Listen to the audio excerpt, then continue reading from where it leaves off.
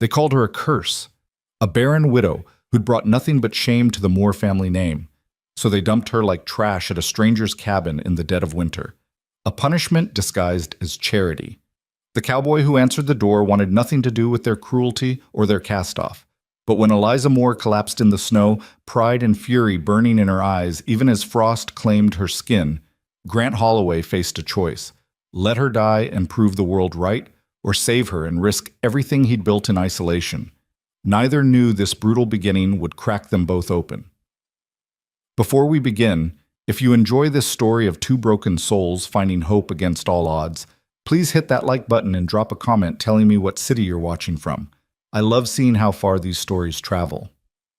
Now, let's step into the frozen mountains of 1887. The wagon lurched to a stop, and Eliza Moore knew this was the end of one life, though what came next remained a terrifying blank. She'd been riding for 3 days in the back of a supply wagon, wrapped in a thin wool blanket that did nothing against the January cold. Her brother-in-law's hired man, a silent brute named Davy, hadn't spoken more than 10 words since they'd left the Moore estate in Denver. The message was clear. She wasn't worth conversation. She wasn't worth anything at all. Through the gap in the canvas cover, Eliza caught her first glimpse of her destination. A log cabin sat in a small clearing, surrounded by towering pines heavy with snow. Smoke rose from the chimney in a lazy curl. The mountains pressed in from all sides, vast and indifferent. This was the edge of nowhere, exactly where the Moores wanted her. "Out!" Davy grunted, not bothering to help as she climbed down. Her boots sank into snow up to her ankles. The cold bit through her dress immediately. She clutched her single carpet bag, containing 2 dresses, a shawl, and the photograph of Thomas she hadn't been able to leave behind, and stared at the cabin. The door opened. The man who emerged was tall and lean, dressed in worn denim and a sheepskin coat. His face was weathered, sharp-planed, with eyes the color of winter sky. A beard covered his jaw, and his dark hair touched his collar. He looked at the wagon, then at Eliza, and his expression went carefully blank. "Grant Holloway?" Davy called out. "That's right." "Got a delivery for you. One widow woman, as arranged." Davy said it like he was dropping off a sack of potatoes. "Calvin Moore sends his regards." Grant's jaw tightened. "He does he?" "Said you'd know what to do with her." Eliza's spine went rigid. What to do with her? Like she was a problem to be solved, not a person standing right there in the snow. Grant walked closer, his boots crunching in the snow. He studied her face, really looked at her, and something flickered in his expression. Surprise, maybe, or recognition of something he understood too well. "Mrs. Moore," he said quietly, "I'm sorry for your loss." The unexpected kindness cracked something inside her chest, but Eliza locked her jaw against it. She'd cried all her tears in the 2 months since Thomas died. The Moores had made sure of that, first with their cold comfort, then with their accusations, and finally with their exile. "Don't be," she said, her voice hoarse from disuse. "Everyone else has stopped bothering." Davy tossed a wooden crate down from the wagon. "Supplies from the family. They'll send more in spring, provided she's still—" He trailed off, but the implication hung in the frozen air. Provided she's still alive.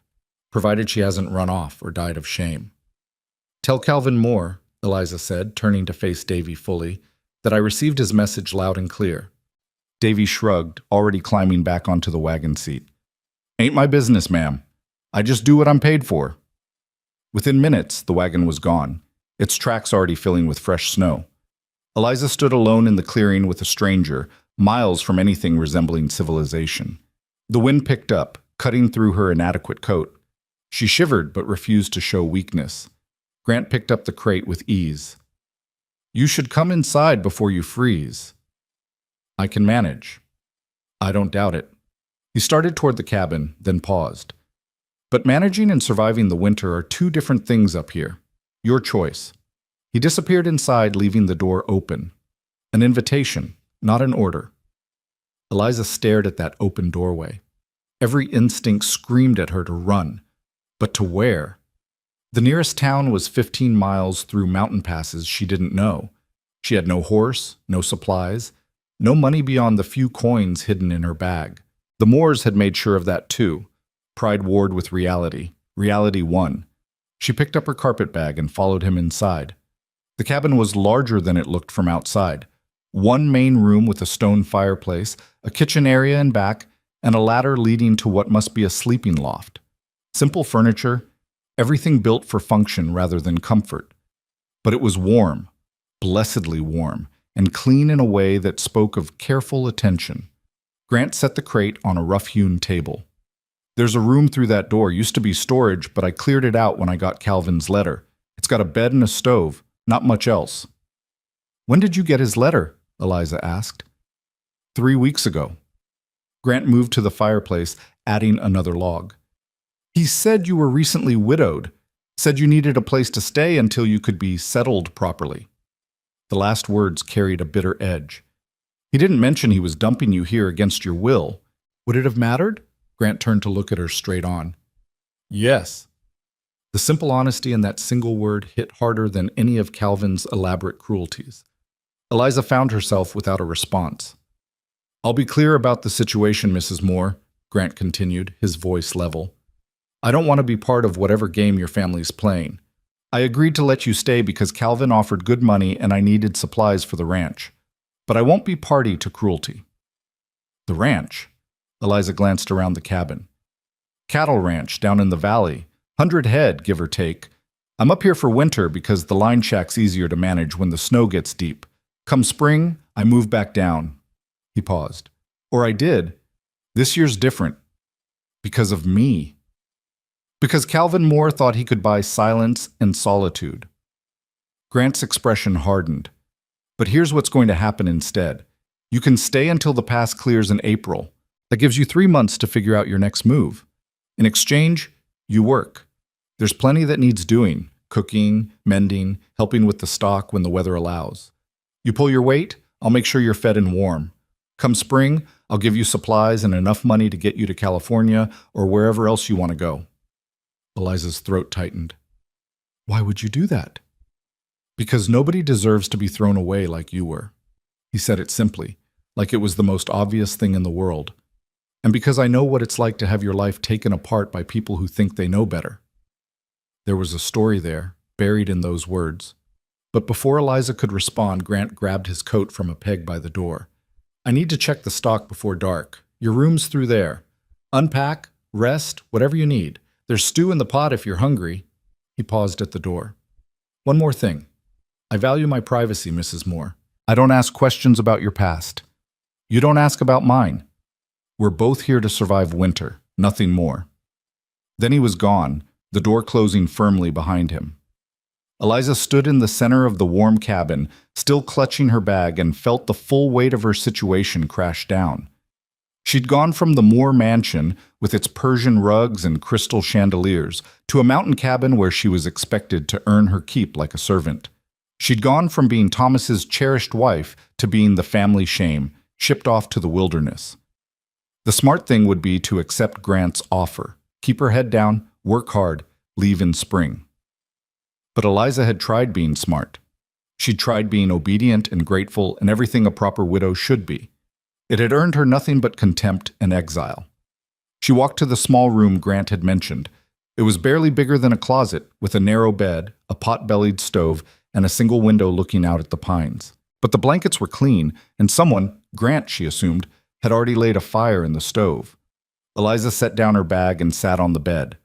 The mattress was stuffed with corn husks, crackling under her weight. Nothing like the feather bed she'd shared with Thomas. Thomas. She pulled the photograph from her bag with trembling fingers. He smiled up at her, forever young and healthy, frozen in the moment before consumption had stolen his strength and then his life.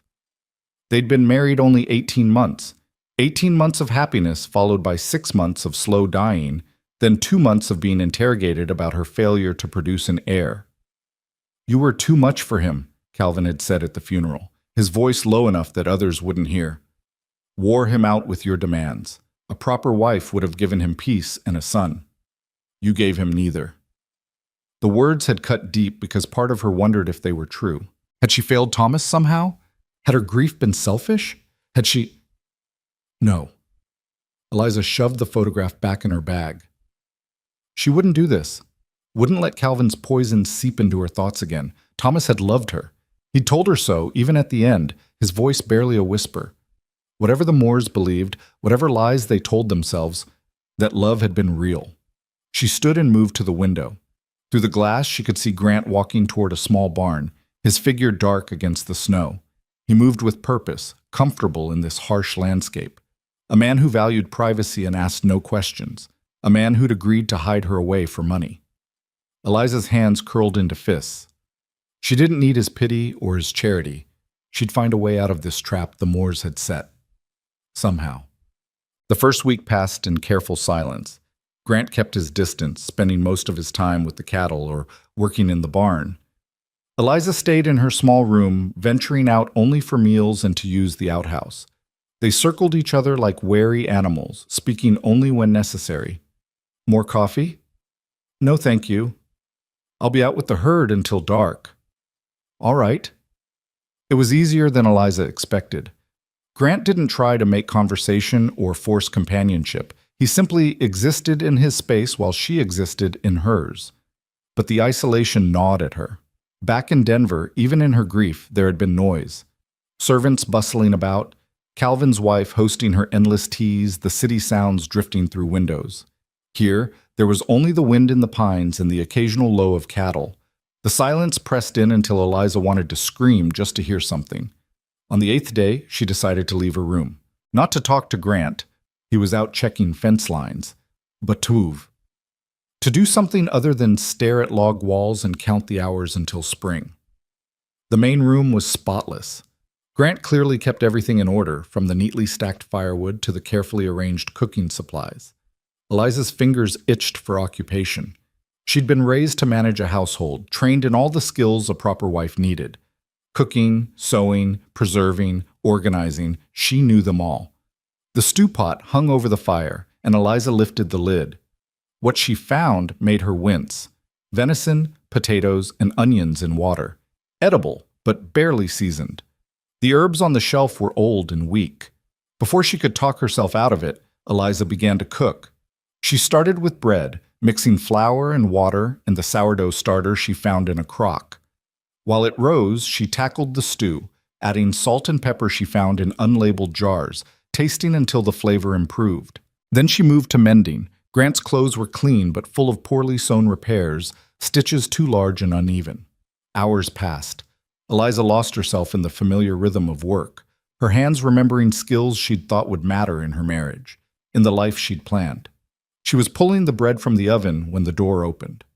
Grant stopped in the doorway, snow dusting his shoulders, staring at the transformed cabin.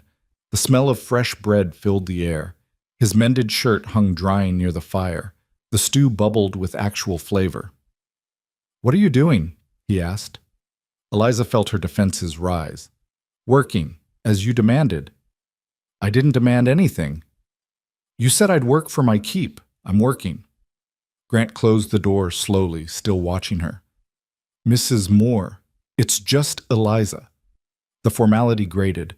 "No need for titles when I'm scrubbing your floors. You don't have to, don't I?" She faced him fully, flour on her hands and anger in her throat. "You made the terms clear. I work or I leave." "Well, I can't leave, so I work." "That's not what I meant." Grant's voice rose slightly, frustration breaking through his usual calm. "I meant you'd help where you could, not turn yourself into a servant." "What's the difference?" "The difference is choice." He pulled off his coat with sharp movements. "I won't have you thinking you're enslaved here. You want to help? Fine. You want to stay in your room? That's fine too. But don't act like I'm some tyrant forcing labor." The outburst startled them both into silence. Eliza's heart pounded. This was the most emotion Grant had shown since she arrived, the first crack in his careful control. It reminded her that he was as trapped in this situation as she was, bound by whatever deal Calvin had struck. "I don't know what else to do," she admitted quietly. "If I sit still, I think. If I think, I remember. If I remember—" She couldn't finish, couldn't explain how the memories came like wolves, tearing at her until she wanted to run into the snow and never stop. Grant's expression shifted. The anger drained away, replaced by something that looked like understanding. "Yeah," he said softly. I know that feeling. He moved to the table and sat down heavily. After a moment, Eliza joined him. The deal Calvin offered, Grant said, staring at his hands, was simple. Let you stay the winter, keep you out of sight, and he'd pay enough to get me through next year. I needed the money. Ranch has been struggling, and I lost half my herd to rustlers last fall, so I agreed. Without knowing I didn't want to be here. Without knowing a lot of things. He looked up at her. But I'm not stupid, Eliza. The way that man dumped you here, the way he talked about you, I knew something was wrong. I just needed the money too badly to ask questions. The honesty was like a knife, clean and sharp. Eliza appreciated it more than any false kindness. They blame me, she heard herself say, for Thomas dying without an heir. As if I could control consumption, as if I didn't grieve him too. Her voice cracked. Calvin said I was a burden, said the family had no use for a barren widow who couldn't even manage basic wifely duties. Grant's jaw worked. That's horseshit. Despite everything, a startled laugh escaped her. Excuse me? It's horseshit, Grant repeated firmly.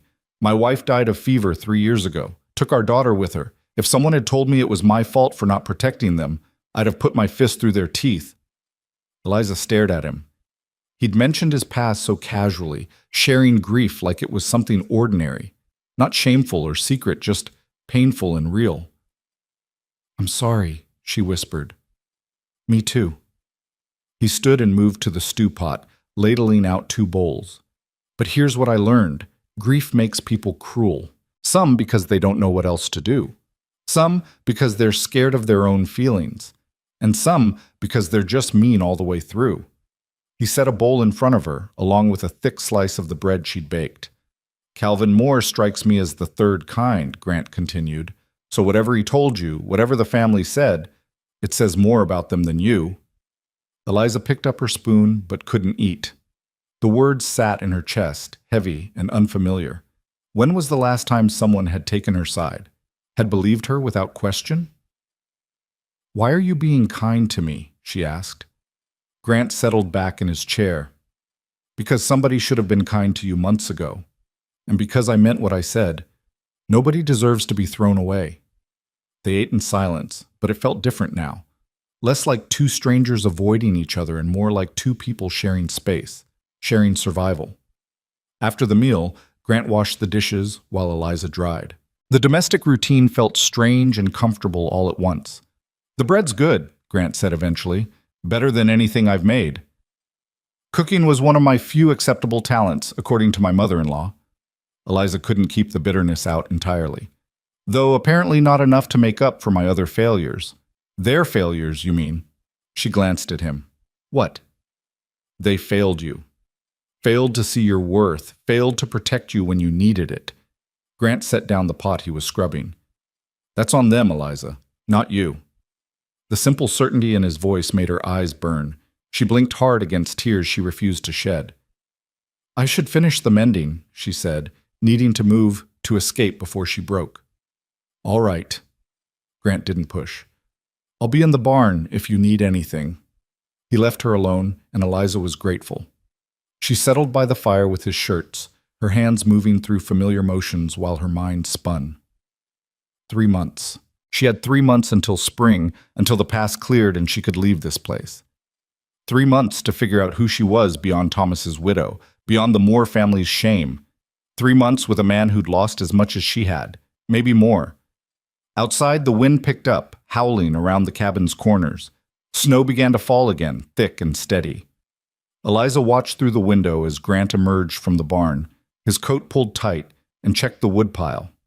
He'd saved her life the day she arrived, though she hadn't recognized it then. Not just by taking her in, but by seeing her as human, as someone deserving of basic dignity. It was more than anyone else had offered in months.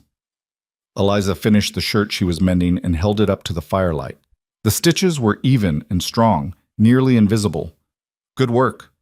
The kind of work that mattered, even if no one noticed. She was still holding the shirt when Grant came back inside, stomping snow from his boots. Storm's getting worse, he announced. We'll be snowed in by morning. For how long? Day or 2, probably. Maybe 3.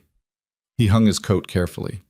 We've got plenty of supplies. Nothing to worry about. But Eliza was worrying. 2 or 3 days trapped in close quarters with a man she barely knew, in a place where the silence could suffocate. 2 or 3 days with nothing to do but think. As if reading her mind, Grant pulled a wooden box from a shelf. "You play checkers?" She blinked. Yes, a little." "Good." He set up the board on the table. "I'm tired of playing against myself."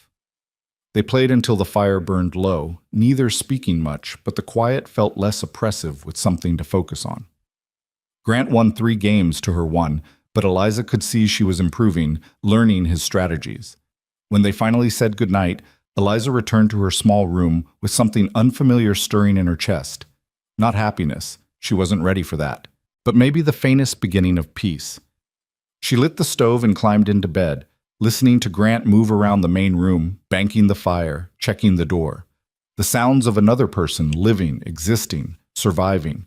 For the first time since arriving, Eliza thought she might actually make it to spring, autumn. The storm lasted 4 days. By the second day, Eliza and Grant had fallen into an uneasy rhythm. She cooked while he tended the animals, braving the blizzard to feed the cattle and horses. They played cards in the afternoon, checkers in the evening. They talked in careful circles, sharing surface details while avoiding the depths. But on the 3rd day, cabin fever set in. Eliza woke feeling like the walls were closing in. She tried to ignore it, throwing herself into unnecessary cleaning, scrubbing floors that didn't need it. But the restlessness wouldn't fade. Grant noticed. He always noticed. "You need to get outside," he said after lunch. "In a blizzard?" "Storm's dying down. Besides, fresh air helps." He pulled extra clothing from a trunk. "Here." These were Sarah's. His wife's name, spoken casually. Eliza took the offered coat and pants, practical riding clothes that would have scandalized the ladies of Denver society. They bundled up and stepped into the white world. The snow came up past Eliza's knees in places, and the cold hit like a physical force. But Grant was right. The storm had lessened to occasional flurries, and the air was so clean it hurt to breathe. "Come on," Grant called, already walking toward the tree line. "I'll show you something."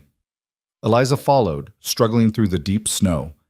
She'd never been athletic, never needed to be. But something about the exertion felt good, felt purposeful. They walked for 20 minutes until Eliza's lungs burned and her legs ached. Then Grant stopped at the edge of a cliff she hadn't known was there. The view stole her breath. The valley stretched below, vast and white and perfect. Mountains ringed it on all sides, their peaks disappearing into clouds. In the far distance, she could just make out the dark line of a river, frozen solid. Nothing moved. Nothing human existed in that pristine landscape. "I come here when it gets to be too much," Grant said quietly. "Reminds me how small my problems are, how big the world is." Eliza understood. Standing there, she felt her grief and anger and shame shrink to manageable size.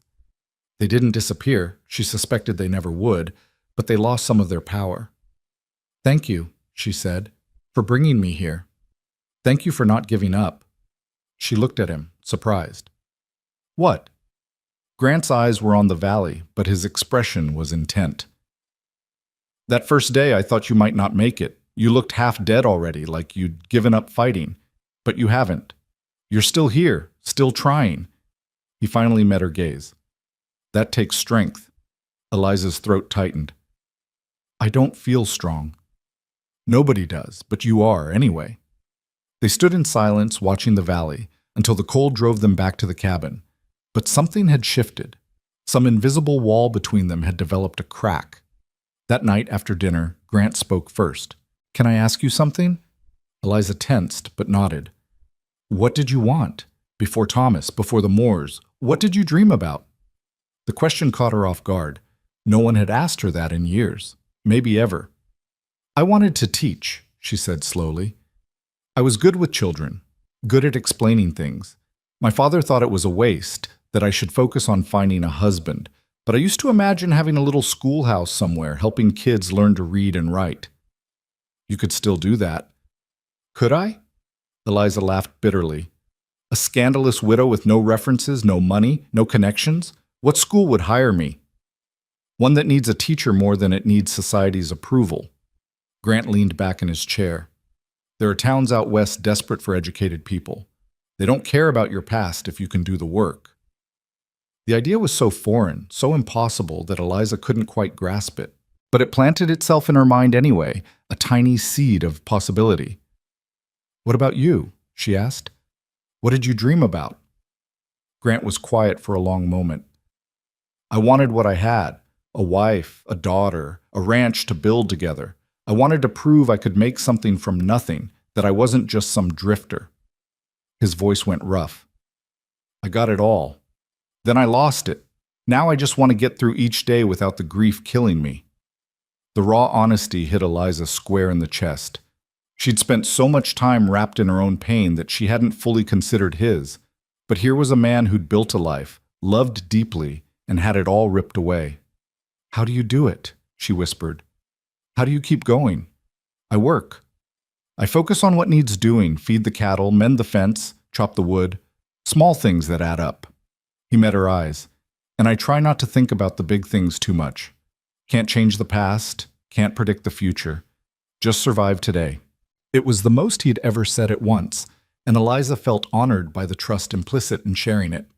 "I'm trying," she said, "to survive today. Some days I manage, some days I don't.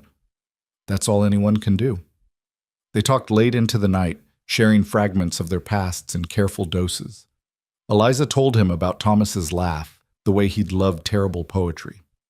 Grant told her about his daughter Emma, how she'd been fearless and curious and bright as summer.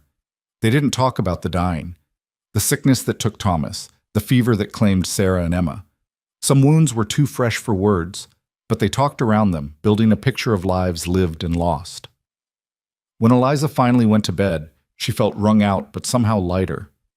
Grief shared was still grief, but it weighed less than grief borne alone. The storm broke on the fourth day, revealing a world transformed. Snow covered everything in pristine white, smoothing the rough edges of the landscape. The sun returned, blindingly bright. Grant spent most of the day digging out, paths to the barn, to the outhouse, to the woodpile. Eliza helped where she could, though her lack of strength showed quickly. Still, she pushed through, determined to pull her weight. That evening, exhausted and sore, they collapsed at the table with coffee. "You're going to be hurting tomorrow," Grant observed. "I'm hurting now." Eliza flexed her hands, already feeling blisters forming. But it felt good. To do something physical, something that showed results. "You've been doing that all week, cooking, cleaning, mending. That's different. She struggled for words. "That's what's expected, what I'm supposed to do. But shoveling snow, that felt like my choice." Grant nodded slowly. "I understand that. The difference between obligation and decision." "Exactly." They drank their coffee in comfortable silence. The ease between them had grown over the past days, built on shared meals and shared grief, and the simple act of surviving together. Eliza was starting to realize that Grant Holloway was a good man. Not perfect. He was gruff and private, and sometimes disappeared into his own head for hours. But he was honest and kind in a way that demanded nothing in return. It made her angry all over again at Calvin Moore, at the whole family. They'd meant this as punishment, as exile. They'd thrown her away like garbage, expecting her to suffer. Instead, she was learning to breathe again. "Grant," she said suddenly, "why did you really agree to this? The truth." He studied her over his coffee mug. "I told you, I needed the money." "That's part of it, but not all." A long pause. Then, "You're right." Grant set down his mug. "Sarah died 3 years ago last month. Emma a week after. I couldn't..." He swallowed hard. "I couldn't stay in the house we'd built. Couldn't look at Emma's toys, Sarah's dresses, so I sold most of it, moved up here, and tried to forget." "Did it work?" "No, but it let me function, let me wake up without wanting to die." He met her eyes. When Calvin's letter came, offering money to let a stranger stay for winter, my first instinct was to refuse. I came up here to be alone. But then I thought, maybe having someone else around would help. Someone who didn't know Sarah or Emma, who wouldn't pity me or tell me it was time to move on. "Someone as broken as you," Eliza said softly. "Yeah." Grant's smile was bitter. "Misery loves company and all that. Except you're not miserable. You're angry. Is there a difference? Big one. Misery gives up. Anger fights back. Eliza considered this. He was right. Beneath her grief, beneath the hurt, there was fury. At the moors, at the injustice, at a world that punished women for things beyond their control. I am angry, she admitted. Furious, actually, but I don't know what to do with it. You'll figure it out. Grant stood and moved to the window, looking out at the moonlit snow. You've got time. 3 months until the pass clears. That's enough to decide what happens next. 3 months. It had seemed like an eternity when she arrived. Now, after only 2 weeks, it felt frighteningly short. What would she do come April? Where would she go? The questions pressed in, but Eliza pushed them away. Grant was right. She had time. For now, she just needed to survive, day by day, hour by hour if necessary. She could do that much. January bled into February, and Eliza found her rhythm. She woke with the dawn, started the fire in her room stove, dressed in layers against the cold. By the time she emerged, Grant had already fed the stock and was making coffee. They ate breakfast together, usually cornmeal mush or bacon and bread, then split up for the day's work. Eliza took over most of the household tasks, not because Grant demanded it, but because she was good at them, and they gave her purpose.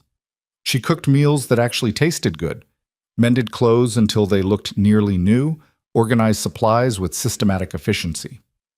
In the afternoons, when Grant came in from checking the herd or cutting wood, they'd talk. Sometimes about nothing. Weather, supplies, the coyotes that howled at night. Sometimes about everything. Their pasts, their regrets, the futures they'd once imagined. Eliza learned that Grant had grown up in Texas, left home at 16 to escape a father who thought fists solved every problem. She learned he'd worked as a ranch hand, saved every penny, and bought his first 100 acres at 23. She learned he'd met Sarah at a barn dance, married her 2 months later, and never regretted the impulsive decision. Grant learned that Eliza had been an only child, raised by parents who valued appearances over everything else. He learned she'd been educated at a finishing school that taught her how to set a table but not how to think for herself. He learned she'd married Thomas because he was kind and safe, only to discover he was also brave and funny and everything she'd never expected. They learned each other's patterns, how Eliza went quiet when overwhelmed, how Grant disappeared into work when grief hit too hard. They learned to give each other space when needed, company when wanted. And slowly, carefully, they became something like friends. But friendship didn't erase the underlying tension. They were still strangers bound by circumstance, still damaged people trying not to damage each other further.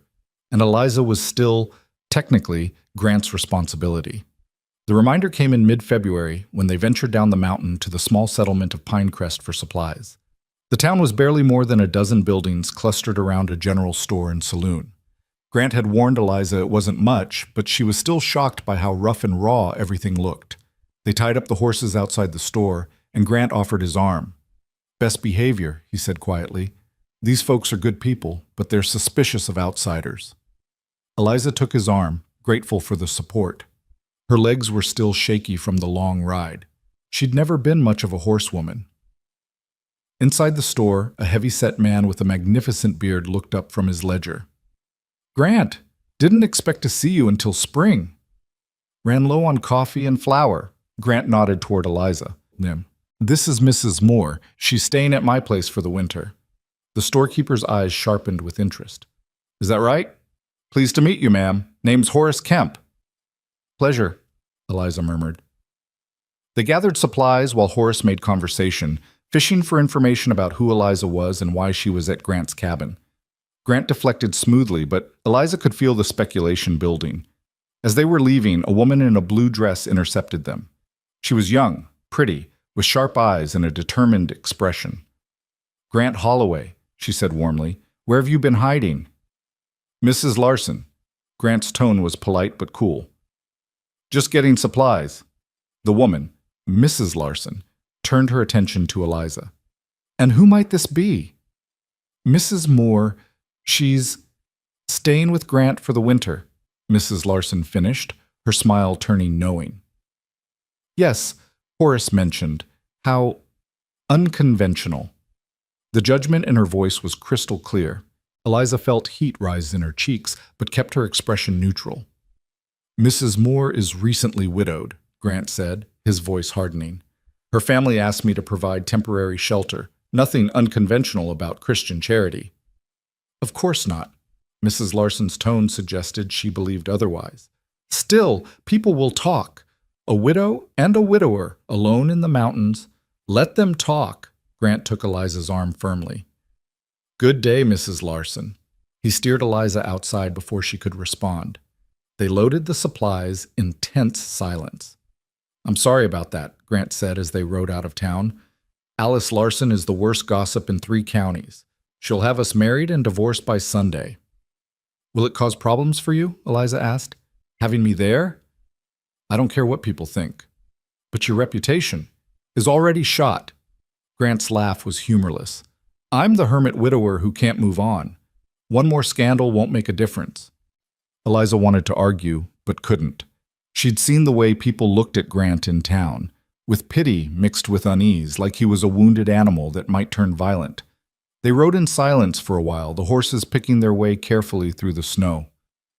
"For what it's worth," Eliza said eventually, "I don't think you're a hermit, or unable to move on. I think you're surviving the only way you know how." Grant glanced at her, something unreadable in his expression. "Yeah, you too." It was enough. They didn't need to say more.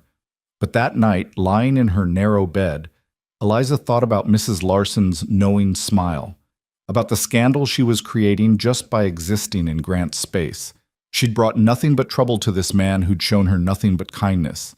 The Moores would love that, would consider it further proof of her corrupting influence. Eliza stared at the ceiling, listening to the wind, and made a decision. Come spring, she'd leave as planned. She'd find work somewhere somehow. She wouldn't become Grant's burden for longer than absolutely necessary. And she wouldn't let herself care what happened to him after she left. The second part was already failing. The decision to leave in spring should have made things easier. Instead, it made everything harder. Eliza found herself noticing things she'd tried to ignore. The way Grant's shoulders relaxed when he laughed at something she said. How he always made sure the fire in her room was laid before she woke. The careful distance he maintained, never touching her unless absolutely necessary, respecting boundaries she hadn't asked him to keep. He was a good man trying to do right by a stranger, and she was going to abandon him the moment the weather allowed. The guilt gnawed at her through late February and into March, even as the days slowly lengthened and the worst of the winter cold began to ease. One morning, Eliza woke to find the cabin unusually quiet. Grant's boots were gone from by the door, his coat missing from the peg. Through the window, she could see fresh tracks leading toward the valley. She made coffee and waited, trying not to worry. Grant often left early to check the herd, but something felt different today. Wrong. By mid-morning, he still hadn't returned. Eliza paced the cabin, her unease growing. What if he'd been hurt? What if his horse had thrown him, or he'd fallen through ice on the creek? She was pulling on Sarah's old coat, preparing to go look for him despite having no idea where to start, when the door finally opened. Grant stumbled inside, his face pale beneath the windburn, favoring his left side. What happened? Eliza rushed to him. Nothing, just a stupid mistake. But he winced as he shrugged off his coat, and Eliza saw blood seeping through his shirt. Sit down, now. She used the voice that had made servants jump back in Denver, and to her surprise, Grant obeyed. She unbuttoned his shirt carefully, revealing a long gash across his ribs. Not deep enough to be life-threatening, but ugly and still bleeding. A steer spooked, Grant explained through gritted teeth. Caught me against a fence post, tore the skin but nothing worse. You rode back like this? Eliza's hand shook as she fetched water and clean cloth. You could have bled out. I've had worse. That's not reassuring. She cleaned the wound as gently as possible, but Grant still hissed in pain. This needs stitches. I know, there's a needle and catgut in the medicine box, shelf above the... I know where it is. Eliza had organized every inch of this cabin over the past 2 months. She retrieved the supplies, her heart hammering. I've never done this before. First time for everything. Grant's attempt at humor fell flat. He was breathing too fast, pain and blood loss catching up to him. Eliza threaded the needle with trembling fingers. She'd sewn countless garments, mended endless tears in fabric. How different could skin be? Very different, it turned out. The needle resisted, and she had to force it through. Grant made no sound, but his knuckles went white, gripping the table edge. "I'm sorry," Eliza whispered, working as quickly as her shaking hands allowed. "I'm so sorry." "Not your fault, you're doing fine." She wasn't. The stitches were uneven, too large, nothing like the neat repairs she'd made to his shirts, but they held.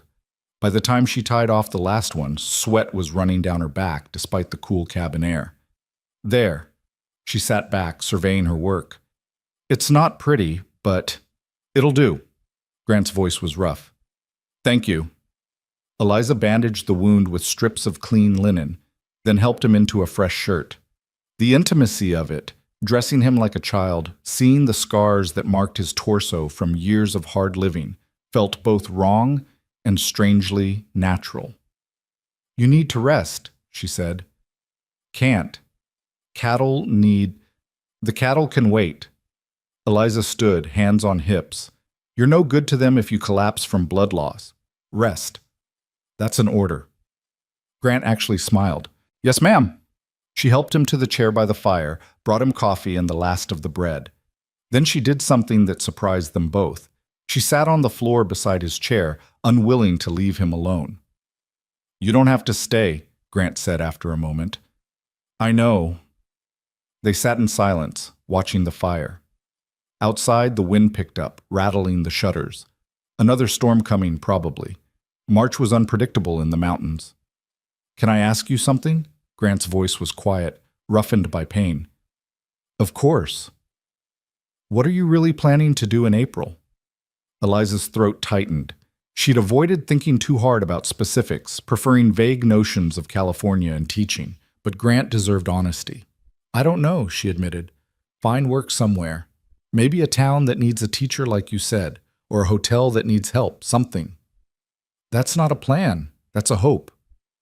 "It's all I have." Grant was quiet for a long moment. When he spoke again, his words came slowly, carefully. "You could stay." Eliza's heart lurched. "What?" "Not here.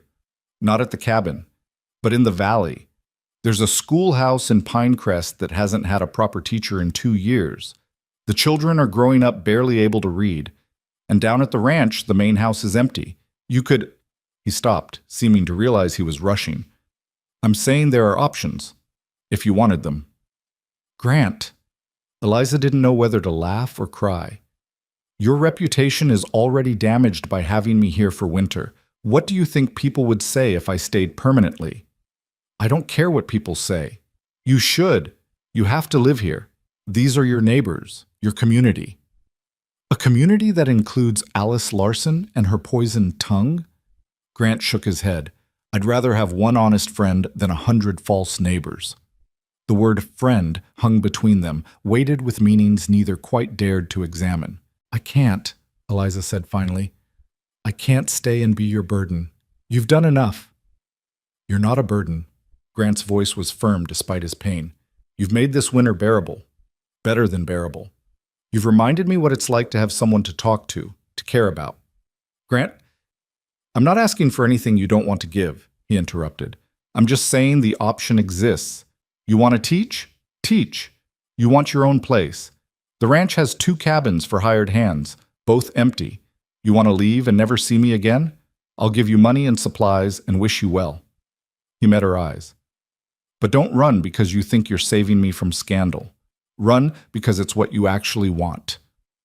Eliza stared at him, this man who'd taken her in when she had nothing, who treated her with respect when everyone else saw her as shameful, the man who was offering her a future with no strings attached, asking nothing in return. "Why?" she whispered. "Why would you do this?" Grant's expression softened. "Because you deserve a chance to choose your own life, and because—" He hesitated, then pushed forward. "Because I'd miss you if you left." There. I said it. Selfish, but true. The admission cracked something open in Eliza's chest. She'd spent months believing herself worthless, unmarketable, a burden to be shuffled around. And here was Grant, saying he'd miss her, simple and devastating. "I'd miss you too," she heard herself say.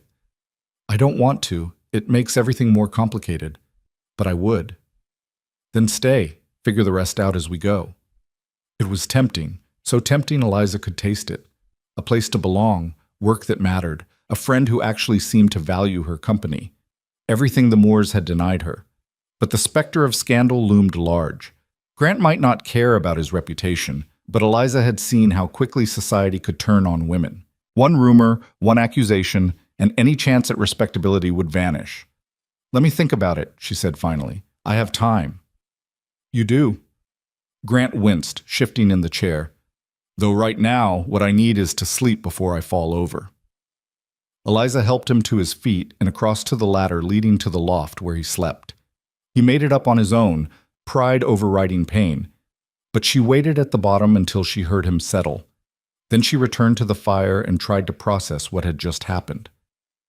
Grant wanted her to stay.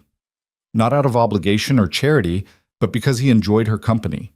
Because she'd made his life better somehow. The idea was foreign and wonderful and terrifying all at once. Eliza pulled her knees to her chest, staring into the flames. What did she want? Really want, beneath the fear and shame and uncertainty? She wanted to matter, to use her skills for something beyond managing a household for a man who'd never truly appreciated her. She wanted to wake up without that crushing weight of failure pressing down on her chest. She wanted to stop running from grief and start building something new. And yes, if she was honest, she wanted to stay near Grant. Not because she needed him, but because his steady presence had become important, necessary even. But wanting wasn't the same as having. Life had taught her that lesson well. The storm that had been threatening finally arrived that night, rattling the cabin with fierce winds. Eliza checked on Grant twice, finding him sleeping fitfully, fever starting to bloom from the wound. She cooled his face with damp cloths, changed his bandage, and tried not to panic. By morning, the fever had broken. Grant woke weak but clear-eyed, grateful for the soup she'd prepared. "You didn't have to nurse me all night," he said, but there was warmth in his voice. "Yes, I did." Eliza sat on the edge of the loft, a position that would have been scandalous anywhere but here. "You took care of me when I arrived half-frozen and full of pride. Fair's fair. I didn't do anything special. You saw me as human. That was everything." Grant held her gaze, and something passed between them. Understanding, maybe, or recognition of the bond that had formed over these winter months, built on shared loss and tentative hope. "Eliza," he said carefully, "I meant what I said yesterday, about staying, but I need you to know I'm not looking for a replacement, for Sarah. I know. And I'm not expecting anything. No obligations, no—" "I know," Eliza repeated, touched that he felt the need to clarify. "You're offering friendship and opportunity. Nothing more." "Right, good."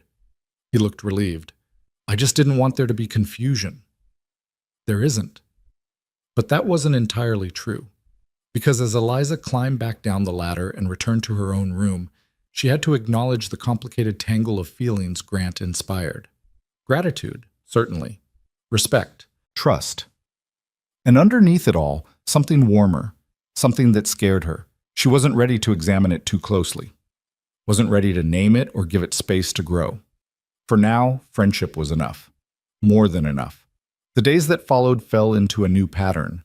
Grant recovered slowly, frustrated by his forced inactivity. Eliza took over more of the outdoor work, learning to feed the cattle and chickens, to chop wood and carry water. Her hands blistered and her muscles ached, but she felt stronger, more capable. "You're a natural," Grant observed one afternoon, watching her split kindling with improving accuracy. "Hardly, but I'm learning." Eliza set down the axe, flexing her sore fingers. There's satisfaction in physical work, in seeing immediate results. That's what I've always loved about ranching. You fix a fence, it's fixed. You feed stock, they're fed. None of the complicated mess of people and expectations. Eliza understood that impulse toward simplicity. But she also knew that running from complexity didn't make it disappear. "What happened?" she asked. "After Sarah and Emma died, how did people react?" Grant's expression closed off. The usual. Sympathy, then frustration when I didn't bounce back fast enough. Women brought casseroles and hints that I should remarry. Men suggested I sell the ranch and move on. He picked up a piece of wood, turning it in his hands. Nobody understood that I couldn't just replace them, that grieving isn't something you get over like a cold. The Moors were the same, Eliza said quietly. 2 months after Thomas died, Calvin told me it was time to stop moping and make myself useful, as if grief had a schedule.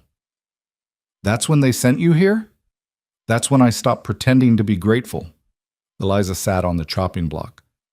Calvin wanted me to marry his business partner, a man twice my age who'd already buried 2 wives. He presented it as charity, giving me security. But really, it was about controlling me, about making sure I didn't embarrass the family. Grant's jaw tightened. You said no. I said hell no. A bitter laugh escaped her. I'd never cursed before that moment. You should have seen Calvin's face. He turned purple. Good. He called me ungrateful, selfish, said I was spitting on Thomas's memory by refusing an honorable offer. Eliza's hands curled into fists. That's when I knew I had to leave.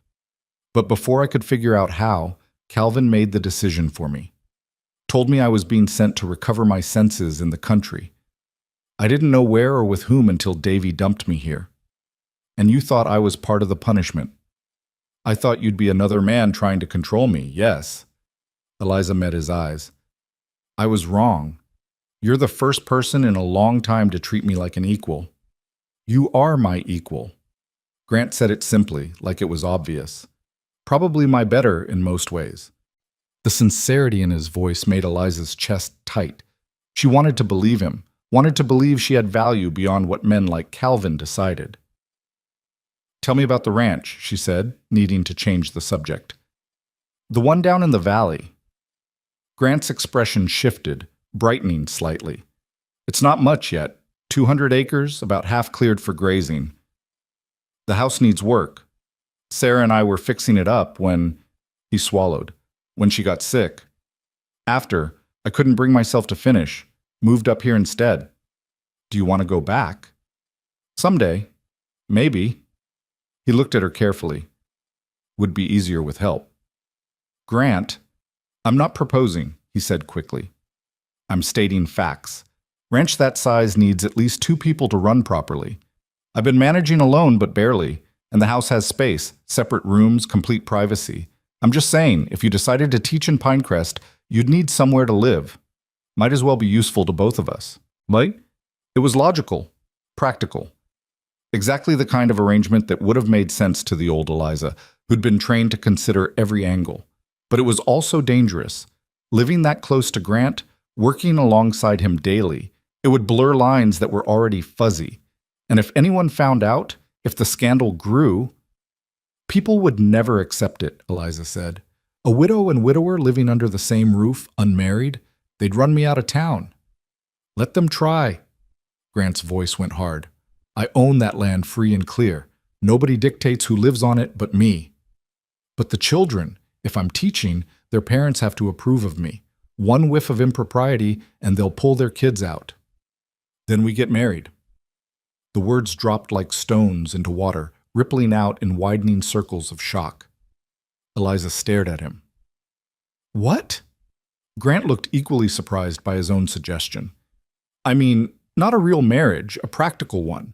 On paper only, to satisfy the gossips. Separate rooms, separate lives, just legal protection. For both of us. That's insane. Is it? Grant leaned forward, warming to the idea. Think about it. You need respectability to teach. I need help with the ranch. Marriage solves both problems. Marriage is sacred, Eliza protested, even as part of her mind raced ahead, examining the possibility. You don't just use it as a business arrangement. People do it all the time. Arranged marriages, marriages of convenience. They're common as dirt. Grant's expression was earnest now. This would be different, honest. We'd both know the terms going in. No deception, no false expectations. And when you meet someone you actually want to marry, what then? The question stopped him. Grant sat back, something unreadable crossing his face. I'm not looking for that. You might not be now, but eventually, no. His voice was firm. I had my chance at that kind of love. I'm not trying to recapture it. This would be different. Partnership, not romance. Eliza wanted to argue, but couldn't find the words, because part of her was actually considering it. A marriage in name only, providing security and purpose while avoiding the vulnerability of emotional entanglement. It was practical, smart, even. It was also the most ridiculous thing she'd ever heard. "I can't believe we're having this conversation," she said finally. "Neither can I." Grant ran a hand through his hair. "Forget I said anything. The fever must have scrambled my brains." "You're not feverish anymore."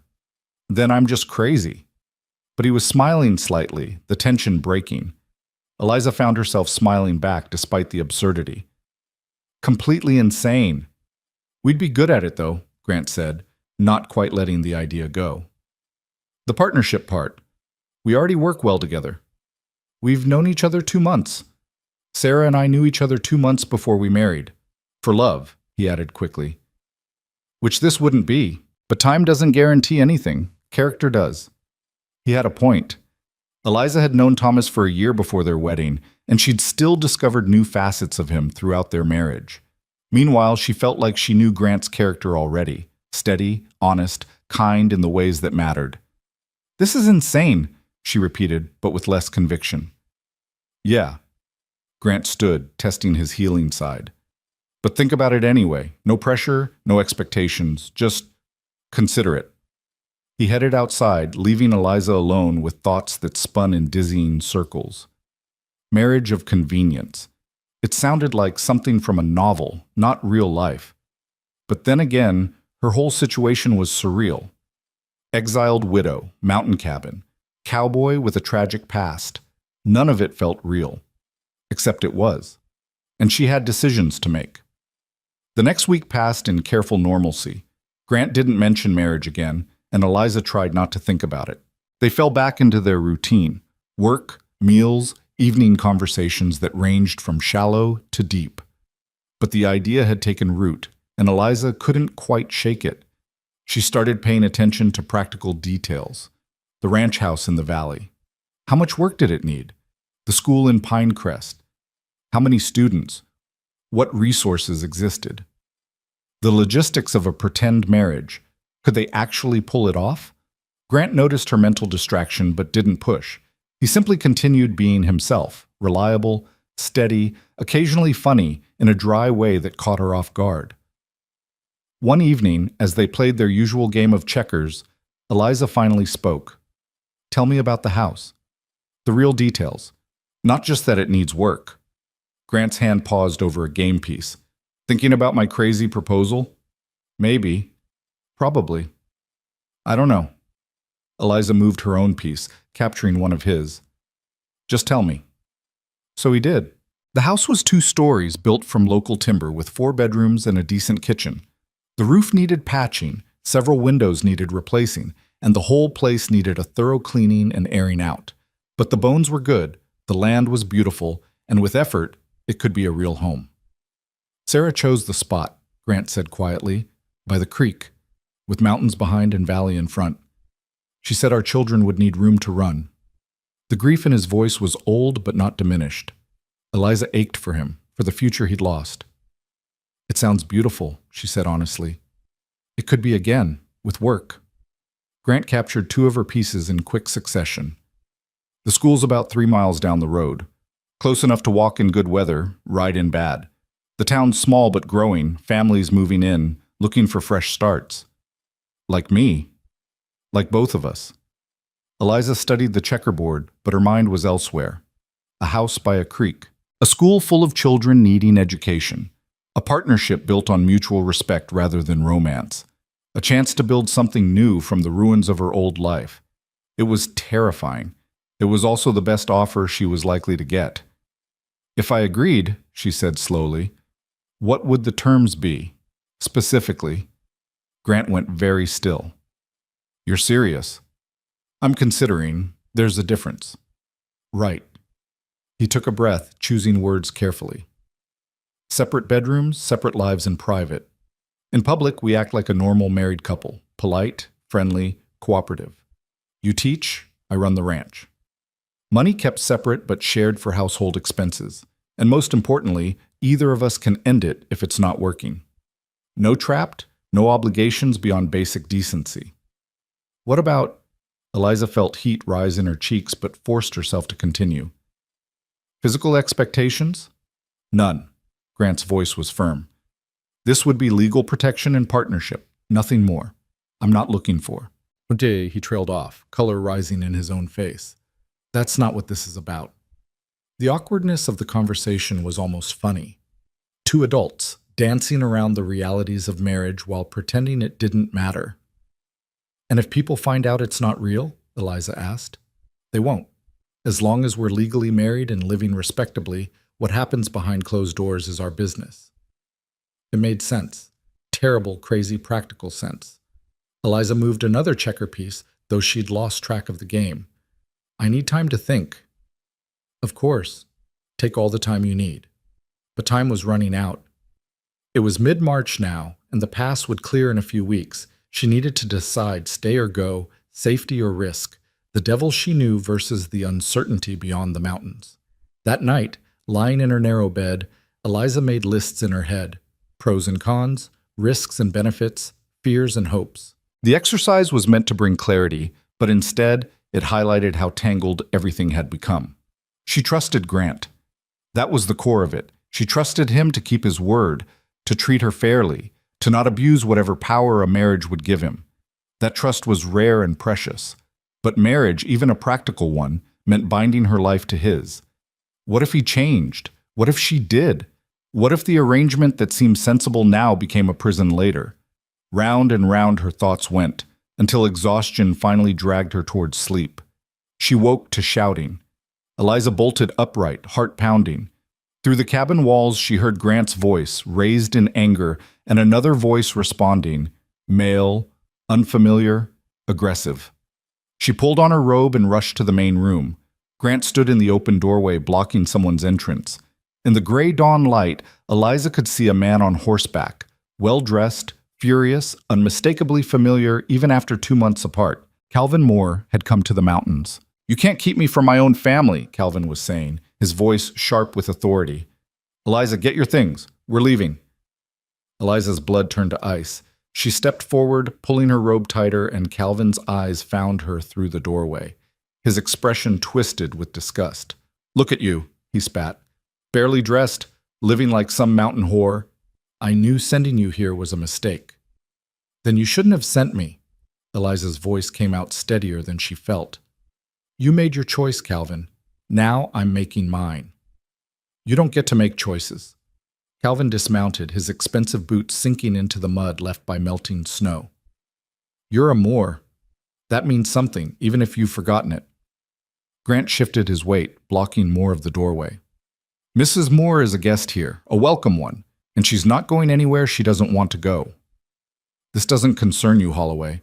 Calvin pulled a thick envelope from his coat. I paid you to keep her out of sight for winter. Winter's ending. Our agreement is done. The agreement was until April, Grant said coldly. It's March. Close enough. Calvin's hand moved to his hip where a pistol hung. I'm taking her back. By force if necessary. Eliza saw Grant's muscles tense, saw him calculating odds and distances. She stepped forward before anyone could do something stupid. Put the gun away, Calvin. You're not taking me anywhere. Her brother-in-law laughed, the sound ugly. You think you have a choice? You're penniless, friendless, living in sin with a stranger. You'll do what I say or face the consequences. What consequences? Eliza demanded. You've already exiled me. What's left to threaten? Your reputation, for one. I can spread word about what you've been doing up here. Make sure no decent person will employ you. Calvin's smile was cruel.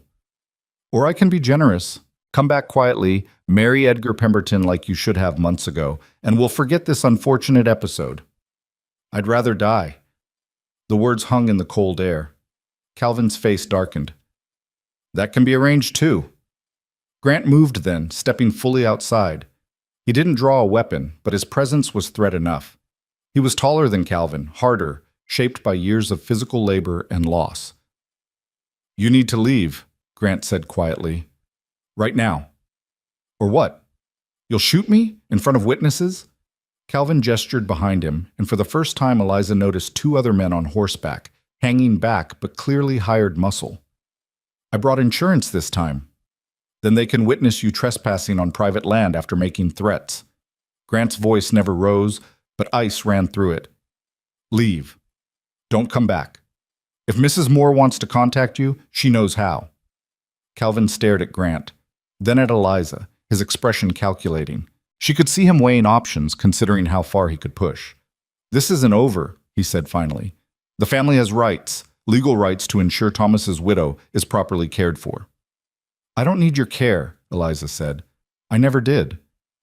You'll change your mind when reality sets in, when Holloway here gets tired of his charity case and tosses you out. Calvin swung back onto his horse. I'll be staying in Pinecrest. You have 1 week to come to your senses. After that, things get difficult. He wheeled his horse around and rode off, his hired men following. The sound of hoofbeats faded slowly, swallowed by the forest. Eliza realized she was shaking. Grant turned to her, his expression tight with controlled fury.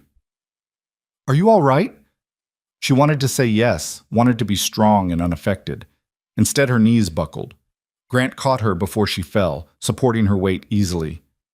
Inside. Now.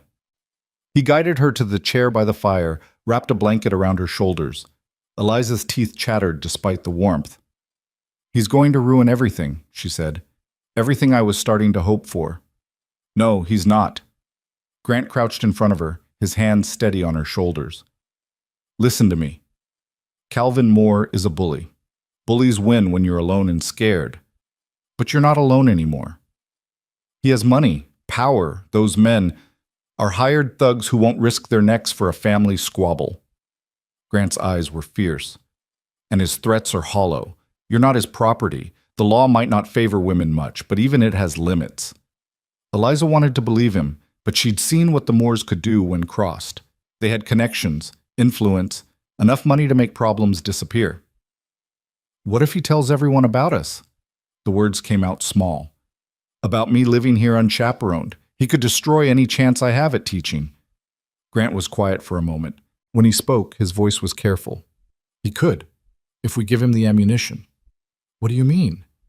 I mean my offer still stands. Marriage, legal, binding, respectable. Grant met her eyes. If we're married, Calvin has no leverage. You're no longer his concern or his family's. You're mine. Yours. The word tasted strange. My wife, my partner, my equal. Grant squeezed her shoulders gently. I know it's fast, I know you need time to think, but Calvin just moved up the timeline. He was right. Everything had changed in the span of 10 minutes. The luxury of waiting until April, of carefully weighing options, Calvin had stolen that. Now she had to choose quickly or risk losing everything. Marry Grant and gain legal protection, respectability, a future. Or refuse and face Calvin's wrath, his threats, his determination to control her. I need to think, Eliza said. Just for a few hours, please. Take all the time you need. Grant stood, moving to the window to watch for Calvin's return. But know this, whatever you decide, I'm not letting him take you. Even if you refuse to marry me, even if you choose to leave come April, you're safe here until then. I give you my word. The promise settled something in Eliza's chest. Grant meant it. He'd stand between her and Calvin. Consequences be damned. That kind of loyalty was rare, precious, and it tipped the scales. Ask me again, she said quietly. Grant turned from the window. What? Ask me again, properly. Understanding dawned in his eyes. He crossed the room, knelt on one knee in front of her chair. It was formal, almost courtly, absurd given the circumstances, and yet somehow perfect. Eliza Moore, Grant said, his voice steady. Will you marry me? Not for love, not for romance, but for partnership and protection and mutual survival. Will you take a chance on building something new from the wreckage of our old lives? Eliza looked at him. This man who'd saved her, sheltered her, treated her like an equal when the world insisted she was worthless. This man offering everything he had and asking for nothing but honest work in return. Yes, she said. Yes, I'll marry you. Grant's expression shifted through surprise to relief to something warmer. You're sure? No, but I'm doing it anyway. A shaky laugh escaped her. We're both crazy. Completely. Grant stood, offered his hand. But we'll be crazy together. Eliza took his hand and let him pull her to her feet. They stood close, hands clasped, and for a moment the enormity of the decision crashed over her. She was getting married, again, to a man she'd known for 2 months. A practical arrangement, yes, but still binding, still permanent in ways that terrified her. "We should do it today," Grant said, "before Calvin can interfere." "Today?" Eliza's voice squeaked. "That's impossible. We need a license, a minister. Pinecrest has both. Judge Morrison can marry us and file the papers same day." Grant was already moving, planning. "We ride down this morning, take care of the legalities, ride back before dark. But people will ask questions. Why the rush? Why us? Let them ask. We'll tell the truth. We want to be married, so we're getting married." Grant paused, looking at her carefully. "Unless you're having second thoughts." Eliza took a breath. Second thoughts, third thoughts. 1,000 doubts crowded her mind, but beneath them all was a core of certainty. This was right. Insane, but right. "No second thoughts," she said. "Let's do it." They prepared quickly. Eliza changed into her best dress, dark blue wool, respectable and warm. Grant shaved and put on his cleanest shirt. Within an hour, they were riding down the mountain trail, the sun climbing higher in a cloudless sky. The ride to Pinecrest took 3 hours. They didn't talk much, both lost in their own thoughts. Eliza's mind spun with logistics and fears. What if the judge refused to marry them? What if Calvin had already spread poison through the town? What if this whole plan collapsed before it even began? But Grant seemed calm, certain. His steadiness helped quiet some of her panic. They reached Pinecrest around noon. The little town was busier than Eliza's first visit, with wagons and horses crowding the main street. People stared as they rode past, curiosity playing on their faces. "Let them look," Grant murmured. "By tonight, they'll have plenty to talk about." Judge Morrison's office was above the general store, accessible by outside stairs. Grant helped Eliza dismount, then tied both horses securely. "Ready?" he asked. "No, but let's go anyway." The judge was a portly man in his 60s with kind eyes and a politician's practiced smile. He looked up from his paperwork as they entered. "Grant Holloway, haven't seen you in months. What brings you to town?" His gaze shifted to Eliza. "And with company, I see." "Judge Morrison, this is Mrs. Eliza Moore. She's been staying at my cabin for the winter." Grant's voice was formal. "We're here to get married." The judge's eyebrows shot up. "Married? Well, that's wonderful news. Congratulations to you both." But his tone held questions, and Eliza could see him fitting pieces together. The widow who'd shown up in February, living unchaperoned with the hermit rancher, now suddenly getting married. "We'll need a license," Grant continued, "and if you're available, we'd like the ceremony performed today." "Today?" Judge Morrison set down his pen. "That's quite sudden. We see no reason to wait." Grant's expression was neutral, but his hand found Eliza's, squeezing gently. A reminder that they were in this together. The judge studied them both for a long moment. Eliza forced herself to meet his gaze, to project confidence she didn't quite feel. "Well," Morrison said finally, "love waits for no man, as they say. I can perform the ceremony this afternoon, soon as the paperwork's filed. You'll need 2 witnesses." "Can we hire some?" Eliza asked. "We don't know many people in town." "Horace Kemp from the store will do it for $1, and his wife, probably. They've witnessed dozens of weddings." The judge pulled out forms, began writing. "Names and ages?" They provided the information, answered questions about prior marriages and legal residence. The whole process felt surreal, like Eliza was watching someone else's life unfold. Within an hour, the license was prepared. Judge Morrison sent for the Kemps, who arrived curious and delighted to be part of unexpected drama. "A wedding!" Mrs. Kemp exclaimed. "Oh, how lovely, and so romantic, eloping like this." "We're not eloping," Grant said firmly. "We're getting married legally and properly, just privately." Of course. But Mrs. Kemp's eyes sparkled with gossip potential. The ceremony was brief and businesslike. Judge Morrison read the legal requirements, asked them each in turn if they took the other as lawful spouse. Grant's "I do" was strong and clear. Eliza's voice shook slightly, but she got the words out. By the power vested in me by the territory of Colorado, I pronounce you man and wife. Morrison beamed. You may kiss the bride. Eliza's heart lurched.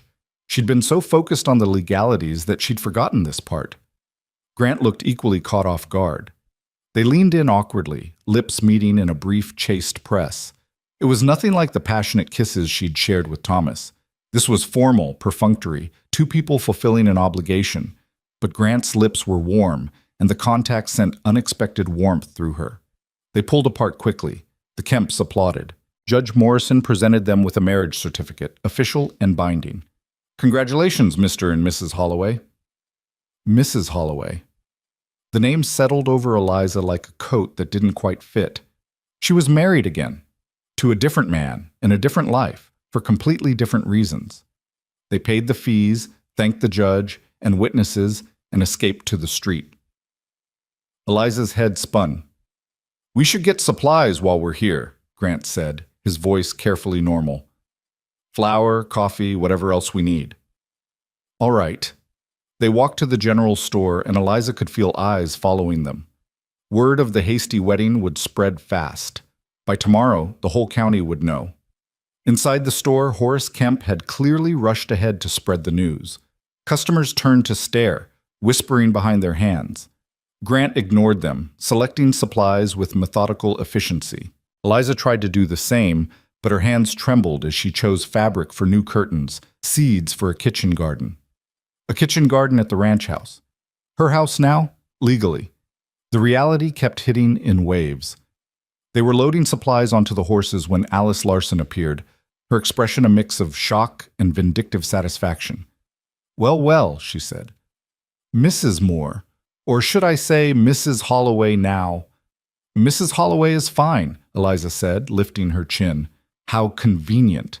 A hasty marriage to save your reputation. Alice's smile was sharp. Though I suppose it's better than living in sin. Barely.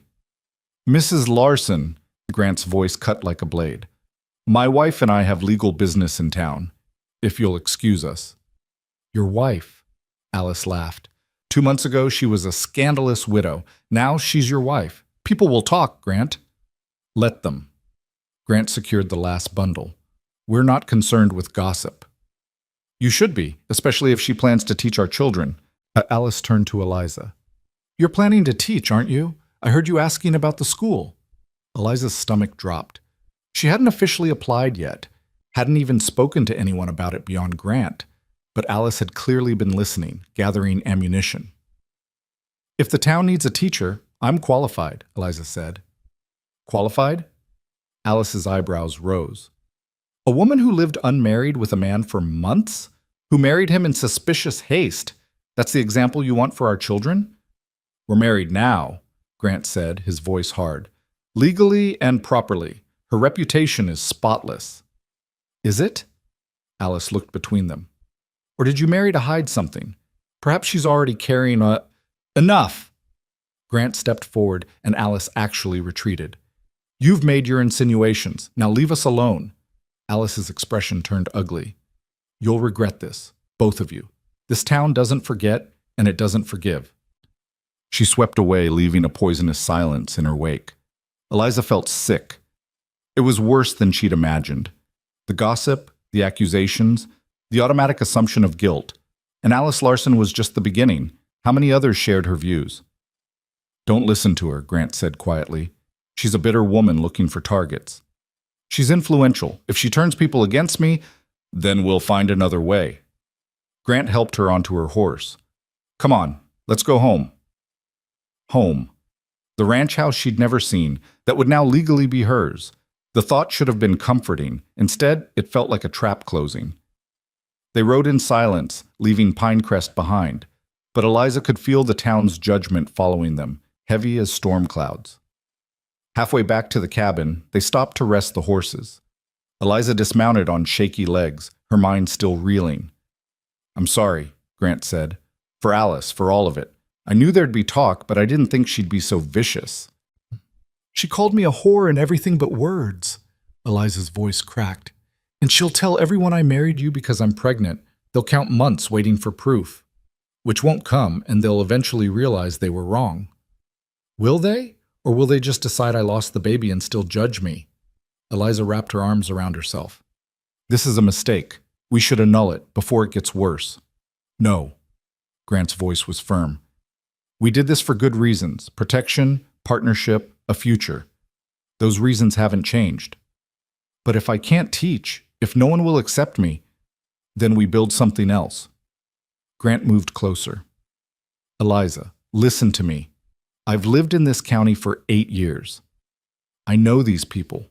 Some are kind, some are cruel, most are somewhere in between. But they respect strength, conviction. If we show we're not ashamed, if we hold our ground, they'll come around. You're too optimistic. Maybe, but I'd rather hope than give up. He touched her shoulder gently. We're married now. For better or worse, as they say. Let's try to make it better. Eliza wanted to believe him, but doubt gnawed at her insides, whispering that she'd just traded one prison for another. They reached the cabin as the sun started its descent. Grant tended the horses while Eliza went inside, still wearing her best dress, still feeling the weight of the gold band Grant had placed on her finger during the ceremony. She was married. The third time today this realization hit, and it still felt unreal. Grant came in carrying supplies. He set them down carefully, then turned to face her. We should talk about living arrangements, he said. Now that we're married. Eliza's heart lurched. I thought we agreed. We did. Separate rooms, separate lives. Grant held up a hand.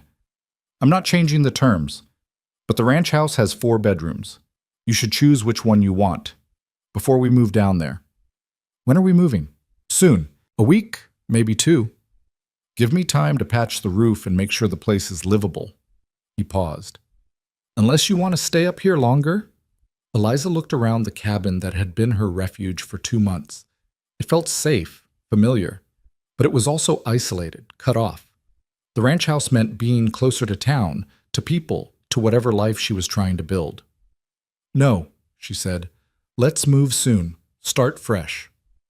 All right. Grant moved to the stove, starting coffee. I know this day didn't go how you hoped. I didn't know what to hope for. Fair enough. He poured 2 cups, handed her one. But for what it's worth, I'm glad we did this. I think it was the right choice. Eliza wanted to share his certainty. Instead, all she felt was exhaustion and doubt. That night, lying alone in her small room for possibly the last time, Eliza stared at the ceiling and tried to process everything. She was Mrs. Grant Holloway now, a married woman with a home, a future, a partner who promised respect and equality. So why did she feel like she'd just signed away her freedom? Because that's what marriage meant for women, the bitter voice in her head whispered. Legal ownership, however kindly disguised. Grant might be better than most men, but he was still a man, and she'd just given him legal authority over her life. Eliza twisted the gold band on her finger. It was simple, plain, nothing like the ornate ring Thomas had given her, but it represented the same thing, a bond she couldn't easily break. She'd thought she was choosing freedom. Instead, she'd chosen a different kind of cage. Or maybe she was wrong. Maybe Grant would keep his word. Maybe this partnership would actually work. Only time would tell. The next morning, Grant was already working when Eliza emerged. He'd started repairs on a wagon, clearly preparing for the move to the ranch. Morning, he said, looking up. Coffee's hot. Thank you. Eliza poured herself a cup, oddly relieved that things felt normal. Whatever else had changed, their daily routine remained. They worked through the morning, Grant on the wagon, Eliza sorting belongings and packing what they'd need to take. It was companionable, comfortable, and that eased some of her anxiety. Around midday, a rider appeared on the trail. Eliza's heart sank, expecting Calvin. But it was a young man she didn't recognize, wearing a deputy's badge. Grant set down his tools and walked out to meet him. Eliza followed, worry tight in her chest. Mr. Holloway, the deputy said, I'm Deputy Barnes from Pinecrest. I need to speak with you about a complaint that's been filed. What kind of complaint? Moral turpitude? Corruption of a widow? Unlawful cohabitation? Barnes looked uncomfortable. Mr. Calvin Moore has filed formal charges. Says you've been holding his sister-in-law against her will, forcing her into marriage to cover your crimes. Eliza's vision blurred with rage. That's a lie. All of it.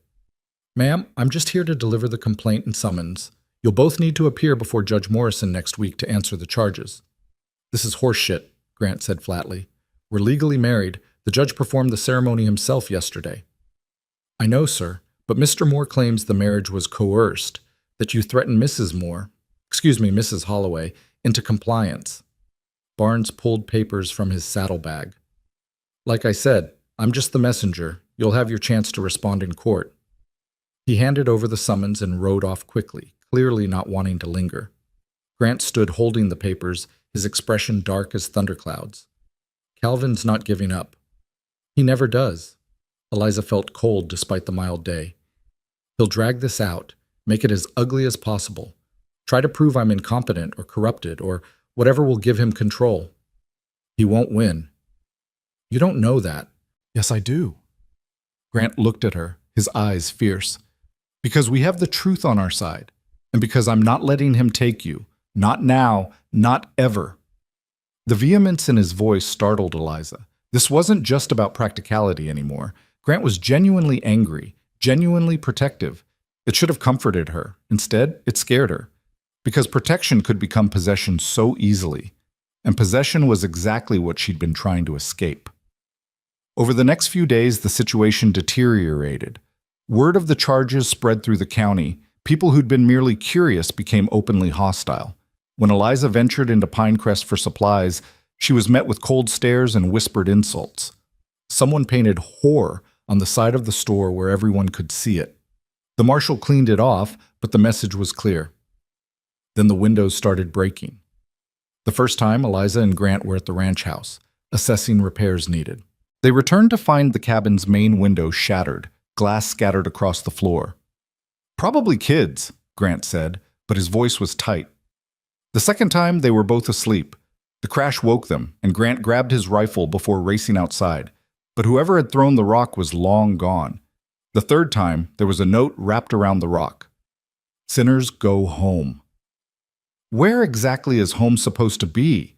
Eliza asked bitterly, staring at the message. They drove me here. Now they want me gone. Where am I supposed to go? Grant had no answer. He boarded up the broken window and sat watch through the night, rifle across his lap. Eliza sat with him, neither sleeping. The silence between them was heavy with unspoken fears. We could leave, Grant said finally. Sell the ranch, start over somewhere else. California, maybe, or Oregon. Running. Strategic retreat. But his smile was wan. I won't lie, Eliza. This is worse than I expected. I thought people would talk, but I didn't think they'd turn violent. Calvin's behind it, paying people to harass us, probably. Eliza's hands curled into fists. He wants me to break, to come crawling back. Will you? Never. Grant nodded. Then we stand and fight, together. The word together settled something in Eliza's chest. Whatever mistakes she'd made, whatever uncertainty she felt, Grant was beside her. That counted for something. But standing and fighting was easier said than done. As the week wore on and the court date approached, the harassment escalated. Someone killed 2 of Grant's chickens and left them on the doorstep. Someone cut a section of fence, letting cattle wander. Someone started a rumor that Eliza was a con artist who tricked Grant into marriage to steal his ranch. The constant pressure wore on both of them. Grant grew quieter, grimmer. Eliza found herself jumping at every sound, sleeping poorly, eating less. The night before the court date, they sat at the table, neither able to find words. The future that had seemed possible just days ago now felt like a fantasy. What if we lose? Eliza asked finally. What if the judge believes Calvin? Then we appeal. Fight it legally. Grant's voice was tired. But we won't lose. Morrison knows Calvin's type. He won't be fooled. Eliza wanted to believe him, but she'd learned that justice and fairness weren't always the same thing. Grant, she said quietly, if it comes down to it, if staying married to me costs you everything, you should end it. Annul the marriage. Send me away. Save yourself. His head snapped up. No. Be practical. You have a ranch, a life here. You're my wife. Grant reached across the table, taking her hand.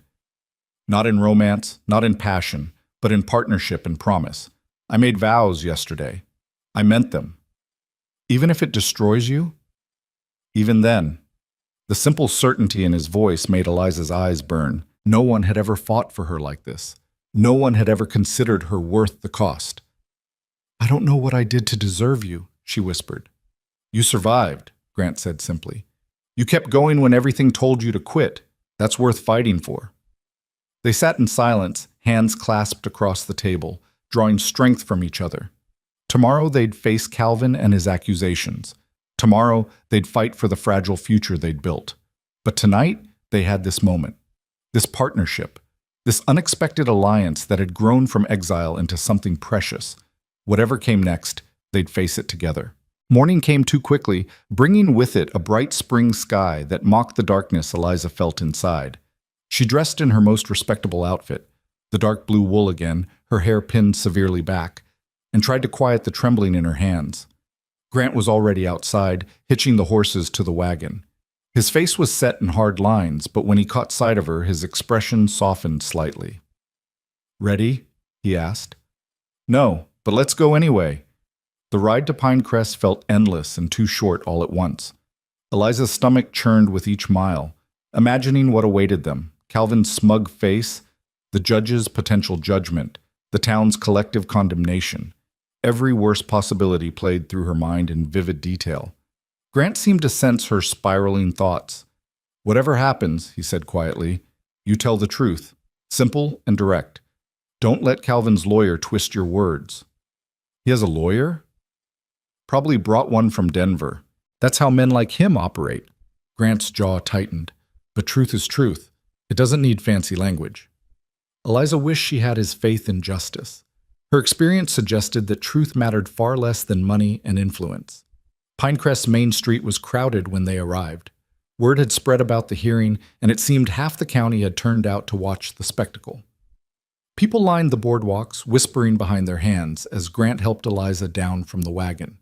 She held her head high, refusing to show the fear crawling up her spine. Judge Morrison's courtroom was above the general store, accessed by the same outside stairs they'd climbed for their wedding. The irony wasn't lost on Eliza, married and tried in the same building less than a week apart. Inside, the room was already packed. Calvin sat at a front table with a sharp-dressed man who could only be his lawyer. His hired men lurked in the back, along with Alice Larson and several other town gossips. The air hummed with anticipation. Grant led Eliza to the opposite table. They sat, and he placed his hand over hers briefly, a reminder that she wasn't alone. Judge Morrison entered, his expression grave. This court is now in session. We're here to address charges brought by Mr. Calvin Moore against Mr. Grant Holloway and Mrs. Eliza Holloway, née Moore. He looked over his spectacles at Calvin. Mr. Moore, you've made serious accusations, kidnapping, coercion, fraud. I hope you have evidence to support them. Calvin stood, letting his lawyer do the talking. The man was smooth, practiced, with a voice that carried authority. Your Honor, my client's sister-in-law was sent to Mr. Holloway's care while grieving her late husband. She was vulnerable, distraught, not in her right mind. Mr. Holloway took advantage of her state, isolated her in the mountains, and ultimately coerced her into a hasty marriage to legitimize his improper conduct. Murmurs rippled through the courtroom. Eliza felt heat rise in her cheeks, but forced herself to remain still. That's a serious charge, Judge Morrison said. What evidence do you have? The timeline itself, Your Honor. Mrs. Moore arrived at Mr. Holloway's cabin in January. They lived alone, unchaperoned, for 2 months. Then, mere days after my client arrived to check on his sister-in-law's welfare, they suddenly married. The implication is clear. The implication, Grant said, standing abruptly, is that we're adults who made a decision, nothing more. Mr. Holloway, you'll have your turn to speak, Morrison said. Sit down. Grant sat, but his hands were clenched on the table. Calvin's lawyer continued. Furthermore, Your Honor, we have testimony from townspeople who witnessed Mrs. Moore's distressed state, her inappropriate dress, her obvious reluctance when first brought to Pinecrest. She was a prisoner in all but name. That's a lie, Eliza said, unable to stay silent. Morrison looked at her. Mrs. Holloway, you'll have a chance to testify. For now, let Mr. Moore's representative finish. The lawyer painted a picture of Grant as a predator and Eliza as a helpless victim. He called Alice Larson to the stand, who testified with relish about seeing Eliza in men's clothing, looking exhausted and frightened. He called Davy, the man who'd delivered Eliza to the cabin, who claimed she'd begged him not to leave her there. Each lie built on the last, creating a narrative that had just enough truth twisted through it to sound plausible. Eliza's nails dug into her palms. She wanted to scream, to shout down every false word, but Grant's hand found hers under the table, squeezing gently. Wait, the gesture said. Your turn will come. Finally, the lawyer rested his case. Judge Morrison turned to Grant. Mr. Holloway, you've heard the charges. How do you respond? Grant stood, and Eliza was struck by how calm he appeared, like a man who knew his own truth and felt no need to embellish it. Your Honor, I won't pretend this situation is conventional. It's not. Mrs. Moore, Eliza, came to my cabin because her family sent her there. I agreed to let her stay because I needed the money Mr. Moore offered. That's the truth. Gasps and whispers. Grant ignored them. But the rest of what's been said is fiction. Eliza was never a prisoner. She was free to leave whenever she wanted. I told her that the first day. As for our marriage, we made that decision together, as equals, for practical reasons that served us both. Practical reasons? The lawyer interjected. What kind of practical reasons justify such haste? The kind where a woman needs legal protection from a family trying to control her, and a man needs help running a ranch he can barely manage alone. Grant's voice was steady. We're partners, Your Honor. Nothing sinister, nothing improper, just two people trying to survive. Morrison nodded slowly. Mrs. Holloway, I'd like to hear from you directly. Did Mr. Holloway coerce you into marriage? Eliza stood on shaking legs, every eye in the room fixed on her, judging, weighing, ready to condemn. No, Your Honor, he didn't coerce me. He offered me a choice, the first real choice I'd had in months. Her voice grew stronger. My late husband's family decided I was worthless because I didn't produce an heir. They blamed me for his death, for my grief, for existing. They sent me away to punish me, to break me, to make me desperate enough to accept whatever scraps they threw. She looked directly at Calvin, letting all her anger and hurt show. But Grant didn't try to break me. He treated me like a human being. He offered work, not charity, respect, not pity. And yes, when Calvin showed up threatening to drag me back, we decided to marry. Not because Grant forced me, but because I chose to. Because marrying him meant freedom, and going back to Denver meant slavery. Slavery? Calvin's lawyer scoffed. Dramatic language, Mrs. Holloway. Is it? Eliza turned to him. What would you call forcing a woman to marry against her will, denying her any say in her own future, treating her like property to be managed? Your family wanted to care for you. My family wanted to control me. There's a difference. Eliza looked at Judge Morrison. I married Grant of my own free will.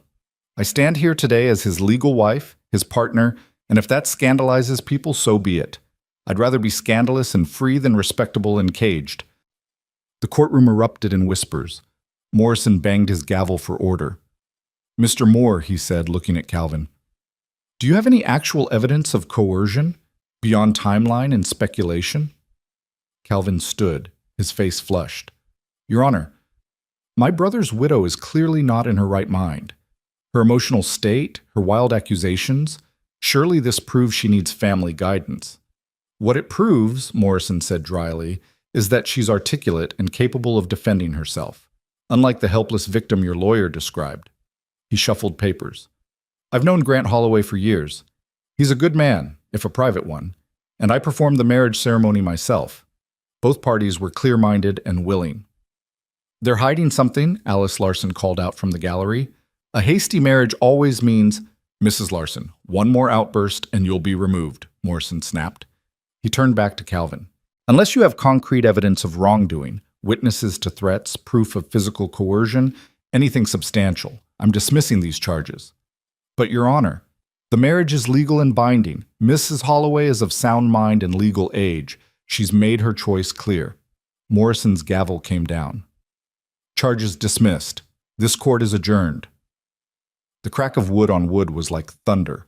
For a moment, no one moved. Then chaos erupted. Calvin surged to his feet, his face purple with rage. This isn't over. I'll appeal. You'll do nothing, Morrison said firmly, unless you want me to charge you with harassment and filing false claims. Now get out of my courtroom. Grant stood, pulling Eliza up with him. They moved toward the door, but Calvin blocked their path. You think you've won? He hissed at Eliza. You've destroyed yourself. No one in this town will accept you. You'll be an outcast, a pariah. That ranch will fail, and when it does, you'll come crawling back. Never, Eliza said, her voice like steel. I'd rather starve than accept another moment of your poison. We'll see how long that pride lasts. Calvin's eyes were cold. You've made powerful enemies, Eliza. The more name carries weight. We'll make sure every door is closed to you. Then we'll build our own doors, Grant said quietly. He moved around Calvin, keeping Eliza close. Come on, let's go home. They pushed through the crowded courtroom and down the stairs. Outside, people had gathered, their expressions ranging from curious to hostile. Eliza felt their judgment like physical weight, pressing down on her shoulders. Someone spat at her feet as she passed. Someone else muttered, "Whore," just loud enough to hear. Grant's arm came around her waist, supporting and protective. Keep walking. Don't give them the satisfaction. They made it to the wagon. Grant helped her up, then climbed beside her and took the reins. The crowd parted reluctantly, letting them pass. As they left Pinecrest behind, Eliza finally let herself breathe. They'd won the legal battle. Morrison had dismissed the charges, validated their marriage, but the war was far from over. That was brutal, Grant said after a while. You held up well. Did I? Eliza's hands were still shaking. I feel like I'm going to be sick later, when we're home and safe. Grant glanced at her. What you said in there, about choosing freedom, that took courage. It took anger. I'm tired of being ashamed of things that aren't my fault. Eliza wrapped her arms around herself. But Calvin's right about one thing. We've made enemies. Real ones. We've also made our position clear. No more wondering what we are or why we married. It's out in the open now. And the whole town hates us for it. Grant was quiet for a moment. Not the whole town. Some, yes. Alice Larson and her ilk. But others were watching, listening. Some saw a woman standing up for herself and a man standing beside her. That means something. Eliza wanted to believe him, but the memory of that spitting, the muttered insults, the hostile faces, it was hard to find hope in any of it. They rode in silence until the cabin came into view. Home, Grant had called it. But it didn't feel like home anymore. It felt like a fortress under siege. As they unhitched the horses, a rider appeared on the trail. Eliza's heart sank, expecting more trouble. But it was Deputy Barnes, and he looked uncomfortable. Mr. Holloway, Mrs. Holloway, he said, dismounting. I'm sorry to bother you, but there's been an incident in town. What kind of incident? Grant asked, his voice wary. The schoolhouse. Someone broke in last night, destroyed all the books and supplies, left a message painted on the wall. Barnes pulled out a notebook, read reluctantly. No whores teaching our children. Eliza felt like she'd been punched. They think I did it? No, ma'am, we know you didn't. You were at the hearing all morning, but the message is clearly directed at you. Barnes shifted his weight. Marshall wanted me to warn you. Whoever did this is trying to make sure you can't teach, even if the position was offered. Which it won't be now, Eliza said bitterly. Not after this. I wouldn't be so sure. Barnes looked between them. See, the thing is, a lot of folks are angry about the vandalism. The school is for everyone's kids, not just those who agree with Alice Larson. And destroying books? That's serious. It's got people thinking about what's really happening here. What do you mean? Grant asked. I mean, some folks are starting to wonder if maybe the Moors and their allies are the problem, not you two. Barnes tucked away his notebook. It's just a few voices now, but they're getting louder. People saying live and let live, saying a woman's marriage is her own business. It was a small crack in the wall of hostility, but Eliza was afraid to hope. Does the marshal think they'll catch who did it? He's investigating, and between you and me, he's looking at Calvin Moore's hired men first. Barnes tipped his hat. Just wanted you to know. Things might get worse before they get better, but they might actually get better. After he left, Eliza sat on the cabin steps trying to process everything. The hearing, the vandalism, the tiny possibility that not everyone had turned against them. Grant sat beside her. You know what this means? That we have enemies willing to destroy property to hurt us? That we're having an impact? That your speech in that courtroom reached some people? Grant looked out at the mountains. Change is messy. It makes people uncomfortable. But it happens anyway, if you're willing to stand firm. I don't feel firm, I feel terrified. Yeah, me too. Grant's honesty was oddly comforting. But we don't have to be brave all the time, just brave enough to keep going. That night, Eliza couldn't sleep. She kept seeing the hostile faces, hearing the insults, imagining what other damage Calvin's money could buy. Every sound outside made her jump, expecting rocks through windows, or worse.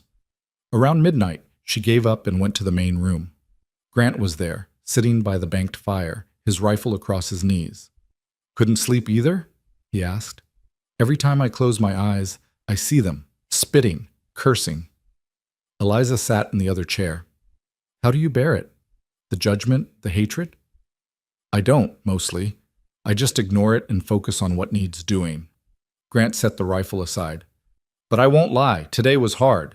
Hearing them twist everything, make us sound dirty and wrong, it got to me. Then why do you seem so calm? Because anger doesn't help right now. Strategy does. Grant leaned forward, elbows on his knees. Calvin's going to keep pushing. He spent money, risked his reputation by bringing charges. He can't back down without looking weak. So what do? We build, move to the ranch, fix it up, make it productive. You apply for the teaching position officially. We become part of the community, like it or not. Grant met her eyes. We stop hiding and start living like we have every right to be here. Because we do. It sounded impossible, but then again, everything about the past 3 months had seemed impossible. When do we move? Eliza asked. Tomorrow. No point waiting. Grant stood, offered his hand. Come on, you should try to sleep. Big day ahead. Eliza took his hand, let him pull her up. They stood close, hands still clasped, and something passed between them. Understanding, maybe, or solidarity born of shared struggle. Grant, she said quietly, thank you for standing with me today, for not backing down when it would have been easier. Where else would I be? He squeezed her hand gently, then released it. We're partners. That means something. The next morning dawned clear and bright, as if the world didn't know about the darkness closing in. They loaded the wagon with everything they owned, which wasn't much. Grant's tools, Eliza's few possessions, basic supplies for setting up the ranch house. The cabin that had sheltered them through winter looked small and lonely as they prepared to leave. Strange, Eliza said, looking back at it. I hated this place when I arrived. Now I'm almost sad to go. It served its purpose. Grant secured the last bundle. Kept us alive through the worst of winter, but it's time to move forward. The ride down to the valley took most of the morning. The ranch house sat in a meadow beside a creek, exactly as Grant had described. 2 stories of weathered timber, surrounded by tall grass and wildflowers just starting to bloom. It was beautiful and completely neglected. Eliza climbed down from the wagon and surveyed their new home. Broken shutters, sagging porch, roof that clearly leaked. The yard was overgrown. The barn needed serious repairs, and she could see daylight through gaps in the walls. It's worse than I remembered, Grant admitted. Sorry. It's perfect, Eliza said, surprising herself. Because it's ours. And because fixing it gives us something to focus on besides town gossip. Grant's face brightened. Yeah? Yeah. Eliza picked up one of her bags. Show me inside. I want to choose my room. The interior was dusty and full of cobwebs, but Eliza could see the good bones beneath. A large kitchen with an actual stove, a sitting room with a real fireplace, stairs leading to 4 decent-sized bedrooms. With work, it could be a real home. Eliza chose the smallest bedroom, the one overlooking the creek. It felt right, cozy but independent, hers without question. Grant took the largest room at the other end of the hall.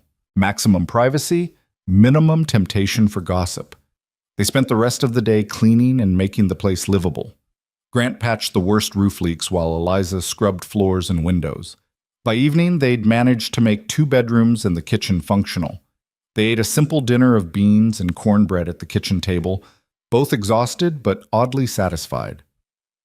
"First meal in our home," Grant observed. "Our home." Eliza tested the words. They felt strange but not wrong. "I never thought I'd have another one. After Thomas, after everything, home seemed like something from my past." "And now?" "Now it's something to build toward." She looked around the kitchen, seeing not what it was, but what it could be. "We'll make it work, won't we? The ranch, the teaching, all of it?" "We'll make it work or die trying." Grant raised his coffee cup in a mock toast. "To stubborn survival." Eliza clinked her cup against his. "To stubborn survival." The next few weeks were brutal. Grant worked dawn to dusk repairing buildings and tending cattle, while Eliza transformed the house from derelict to livable. They fell into bed each night too tired to think, only to wake and start again. But slowly, progress showed. The roof stopped leaking. The windows all had glass. The kitchen became functional, then actually pleasant. Eliza planted a garden, started chickens, made curtains from fabric she'd bought in Pinecrest, and through it all, the harassment continued. Someone cut their fence again, letting cattle wander. Someone left a dead cat on the porch. Whispers followed them whenever they went to town for supplies. But there were small victories too.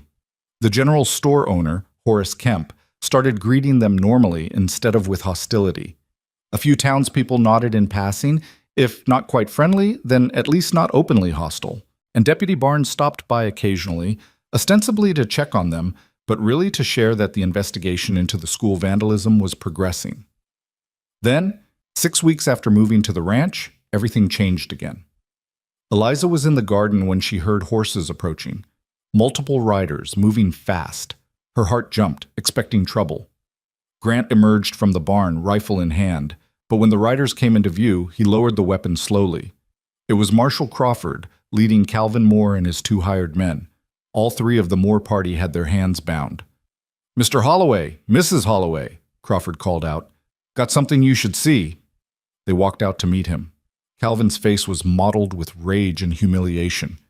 "Found these 3 breaking into your barn last night," Crawford explained. "Caught them red-handed with kerosene and matches. They were planning to burn you out." Eliza's blood went cold. "Burn the barn?" "With your cattle locked inside," Crawford confirmed grimly. "Would have destroyed your livelihood, maybe killed you if the fire spread to the house." Grant's expression went deadly. "Calvin, you've sunk low, but attempted murder?" "It wasn't murder," Calvin spat. "It was justice. You stole my family's property." "I'm not property," Eliza said, her voice shaking with fury. "I'm a human being, and you're so obsessed with controlling me that you were willing to kill for it." Crawford pulled out papers. "Mr. Moore is being charged with conspiracy to commit arson and attempted murder. His men are cooperating, gave full statements. Seems Mr. Moore's been behind most of the harassment you've suffered. Paid folks to vandalize the school, break your windows, all of it." "I want them prosecuted," Grant said. "Fully." "That's the plan. Just needed you to identify them as the men who've been causing trouble." Crawford's expression was satisfied. "Mr. Moore also made some threats in front of witnesses when we arrested him. Detailed threats about what he'd do to you both. Judge Morrison will be very interested in those." Calvin's face went white as he realized his situation. "You can't prove anything. My lawyer." "Your lawyer is back in Denver, and even he can't explain away 3 witnesses and a confession." Crawford tipped his hat to Eliza and Grant. "You folks have a good evening. I'll keep you informed about the trial." They watched the marshal ride off with his prisoners. Eliza felt like her legs might give out. "It's over," she whispered. "Calvin's actually going to face consequences." "Looks like it." Grant's voice was tight with controlled emotion. "He pushed too far, got desperate, made mistakes. We could have died." The reality of it hit Eliza hard. If Crawford hadn't been watching, if they'd succeeded... Grant pulled her into his arms without thinking, and Eliza went without hesitating. They stood in the yard, holding each other while the enormity of what almost happened sank in. "But we didn't die," Grant said into her hair. "We're here. We're safe. And Calvin can't hurt us anymore." Eliza nodded against his chest, breathing in the scent of sawdust and honest sweat. Grant's embrace was solid, grounding, nothing like the panic swirling through her. After a moment, they pulled apart, both slightly awkward about the unexpected intimacy. "Sorry," Grant said. Don't apologize. I needed that." Eliza managed a shaky smile. "Partners hold each other up, right?" "Right." They went inside together, processing the news. Calvin arrested, charged with serious crimes, facing real prison time. The harassment would stop. The threats would end. They could actually breathe. That night, Eliza slept soundly for the first time in weeks. The morning after Calvin's arrest, Eliza woke to birdsong and sunlight streaming through her window. For the first time in months, the weight on her chest had lifted enough that she could breathe deeply without fear tightening around her ribs. She dressed and went downstairs to find Grant already making coffee, his movements easy and relaxed in a way she hadn't seen before. "Sleep well?" he asked. "Better than I have in ages." Eliza accepted the cup he offered. "It feels strange, peaceful." "It does." Grant leaned against the counter. "I keep waiting for the other shoe to drop, for someone to ride up with new threats. But no one will. Calvin's in jail. His hired men are cooperating to save themselves. It's really over." They stood in the kitchen, sipping coffee and letting that reality settle. The war they'd been fighting since March was done. Now they had to figure out what peace looked like. "I'm going into town today," Eliza said suddenly. "To the school board, to officially apply for the teaching position." Grant's eyebrows rose. "You sure people might still let them try?" Eliza set down her cup with determination. "Calvin's arrest proves we were telling the truth all along, that we were victims of harassment, not perpetrators of scandal. If the town still wants to judge me after that, then they're fools. But I'm not hiding anymore." Pride flickered across Grant's face. "Want company?" "No, this is something I need to do myself." She managed a smile. "But thank you for offering." 2 hours later, Eliza rode into Pinecrest alone. The town felt different somehow. Or maybe she was different. She held her head high as she tied her horse outside the general store, ignoring the stares and whispers. The school board met in a room behind the church. Eliza knocked firmly and entered when called. 3 men sat around a table. Horace Kemp from the store, a rancher named Bill Henderson, and surprisingly, Judge Morrison himself. "Mrs. Holloway," Morrison said, not unkindly. "We've been expecting you."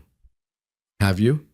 Eliza sat in the offered chair, hands folded calmly despite her racing heart. "News travels fast in small towns," Henderson said. "We heard about Calvin Moore's arrest, about everything he did." He paused. "We owe you an apology. Some of us believed his lies." "Some of you participated in spreading them," Eliza said evenly. "But I'm not here for apologies. I'm here to apply for the teaching position." Horace Kemp cleared his throat. "Mrs. Holloway, you should know. Alice Larson has been vocal about you not being suitable. She's got a few others convinced." "I'm aware. I'm also qualified, educated, and committed to teaching these children properly. Can Mrs. Larson say the same?" "Alice Larson can barely read herself," Morrison muttered. Then louder, "The position is yours if you want it. $20 a month, supplies provided by the town. School runs September through May, 6 days a week." Eliza's heart soared. "I accept." "There's one condition," Henderson added. "We need the school repaired first, after the vandalism. And we need to know you won't run off at the first sign of trouble. I've weathered months of harassment without running. I think I can handle a few disapproving mothers." Eliza leaned forward. "As for repairs, my husband is skilled at carpentry. We'll help rebuild, free of charge. Community investment." The 3 men exchanged glances. Morrison nodded slowly. "Then we have an agreement. School starts first Monday in September. That gives you 4 months to prepare." He stood, offered his hand. "Welcome to Pinecrest, Mrs. Holloway. Officially this time." Eliza shook his hand, then Henderson's, then Kemp's. As she left the room, she felt 10 feet tall. She was a teacher. She had purpose, employment, a role in this community, whether they liked it or not. Outside, she found a small crowd had gathered. News really did travel fast. Most people looked curious, a few hostile, but one woman stepped forward with a tentative smile. "Mrs. Holloway? I'm Margaret Chen. My daughter Lily will be one of your students." She was young, Chinese, clearly nervous. "I just wanted to say thank you for standing up to the Moors, for not backing down." "You're welcome," Eliza said, surprised. "Some of us know what it's like," Margaret continued quietly. "To be judged for things we can't control. To have people decide we're not good enough." She glanced at the watching crowd.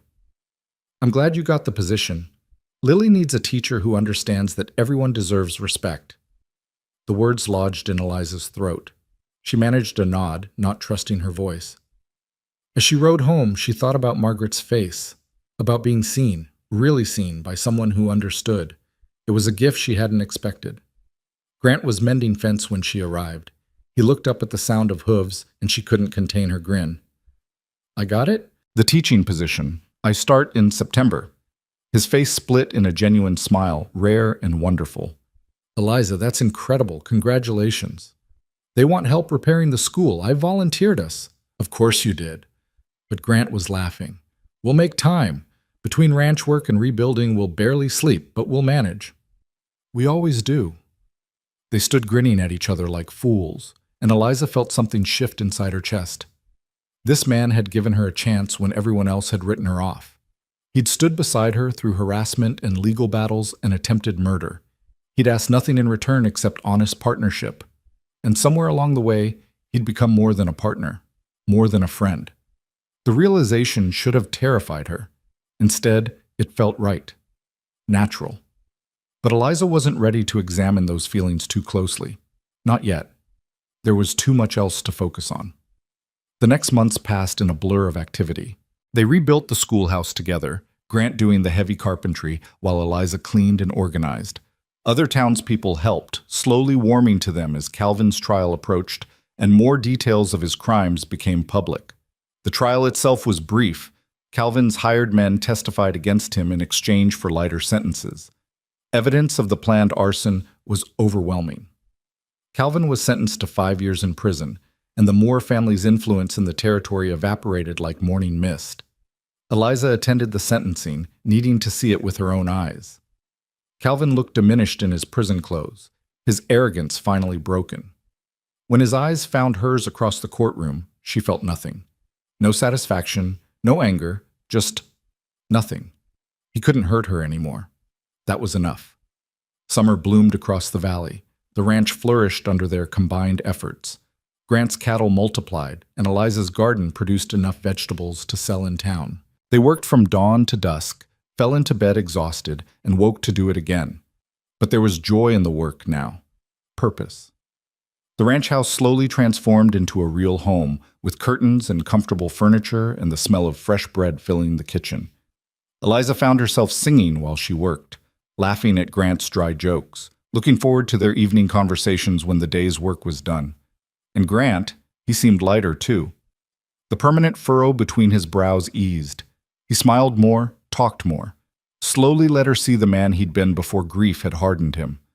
They were becoming something more than partners. Exactly what, Eliza wasn't sure, but it felt important, precious. One evening in late August, they sat on the porch, watching the sunset paint the mountains gold and purple. The air was warm, crickets sang in the grass, and everything felt perfect in a way that scared Eliza with its fragility. "School starts in 2 weeks," Grant observed. "I know. I'm nervous." "You'll be wonderful. Those kids are lucky to have you." Eliza glanced at him. "You really believe that?" "I do." Grant met her eyes. "You're patient, smart, creative, and you understand what it's like to feel worthless. You'll never make a child feel that way." The casual confidence in his voice made her throat tight. "Thank you. That means a lot." They sat in comfortable silence for a while. Then Grant spoke again, his tone careful. "Eliza, can I ask you something?" "Of course. Are you happy? Here, I mean, with this life we've built." The question caught her off guard. Was she happy? Eliza examined her feelings honestly. Yes, she said finally. I am. Not the way I was happy with Thomas. That was young and uncomplicated. This is different. Harder won, maybe, but real. Grant nodded slowly. I'm happy too. I didn't think I would be again after Sarah and Emma. But this partnership, this life, it's good. Just good? Eliza teased gently. Better than good. Grant's voice dropped. You've reminded me what it's like to have someone to care about, to build something with. I'd forgotten how much that matters. Eliza's heart beat faster. They were skating close to territory they'd carefully avoided for months, feelings that went beyond partnership into something neither had named. Grant, she said quietly, what are we doing? Really? He looked at her, and something in his expression made her breath catch. I don't know. What do you want us to be doing? It was the question she'd been avoiding, the one that required honesty she wasn't sure she was brave enough to give. I don't want this to be pretend anymore, she heard herself say. The marriage, I mean. I know we agreed it would be practical, just legal protection, but somewhere along the way it became real to me. You became real to me. Grant went very still. Real how? Real like I care if you're safe. Real like I miss you when you're gone too long checking the herd. Real like when you smile at something I've said, I feel it here. She pressed a hand to her chest. I know that's not what we agreed. I know this was supposed to be simple, but Grant kissed her. It wasn't like their awkward wedding kiss. This was real, deep, full of months of suppressed feeling. Eliza gasped against his mouth, then kissed him back with equal fervor. When they finally broke apart, both breathing hard, Grant rested his forehead against hers. I've wanted to do that for weeks, he admitted, but I didn't want to pressure you. Didn't want you to think I was taking advantage of our arrangement. You're not. I promise, you're not. Eliza cupped his face, feeling the rasp of his beard against her palms. I'm choosing this. Choosing you. Not because I need protection or security, but because I want you. I want you too. Have for a while now. Grant's hand settled on her waist, warm and sure. But Eliza, I need you to understand, this isn't me trying to replace Sarah. What we have is different, its own thing. I know, I'm not trying to replace Thomas either. Eliza smiled. We're building something new, something that's just ours. Grant kissed her again, softer this time, sweet and full of promise. So what now? He asked when they parted. Now we stop pretending this is just business. Eliza laughed, giddy with relief and joy. Now we try being actually married, for real. I'd like that. Grant stood, offered his hand. Want to come upstairs? To my room? The invitation was clear, and Eliza felt heat rise in her cheeks. But she took his hand without hesitation. Yes. They went inside together, leaving the porch and its careful distance behind. What happened next was private, tender, a claiming that went both ways. This was no business arrangement, no marriage of convenience. This was choice. This was love, hard-won and real. Afterward, lying in Grant's bed with his arm around her, Eliza felt complete in a way she'd never expected. The journey from exile to this moment had been brutal, but it had brought her here, to this man, this life, this unexpected joy. What are you thinking? Grant murmured. That the Moors sent me here as punishment. Eliza traced patterns on his chest. They meant to break me, to make me suffer. Instead, they gave me the greatest gift. Yeah? You, this, a chance to choose my own life. She looked up at him. I was sent here as garbage to be discarded, but you saw me as treasure. You became my treasure. Grant's arms tightened around her. You saved me too, you know. I was just existing, not living, going through motions. You reminded me what it feels like to hope. They lay together in the darkness, two broken people who'd found wholeness in each other. It wasn't a fairy tale. There would still be hard days, still be struggles, but they'd face them together. The first day of school arrived bright and clear. Eliza dressed carefully in her most professional outfit, her hair pinned in a neat bun. Grant kissed her at the door, pride and love clear in his eyes. Knock 'em dead, teacher. I'll try not to terrify them too badly. The schoolhouse stood ready, freshly painted and repaired. Inside, 12 students waited nervously, ranging from 6-year-old twins to a lanky 14-year-old boy who clearly didn't want to be there. Eliza stood at the front of the classroom and looked at their faces. Some curious, some skeptical, all watching to see what kind of teacher she'd be. "Good morning," she said. "I'm Mrs. Holloway. Some of you may have heard things about me, some true, some not. But here's what matters. In this classroom, everyone is equal. Rich or poor, boy or girl, whatever your background. If you're willing to learn, I'm willing to teach." A small Chinese girl, Lily Chen, raised her hand tentatively.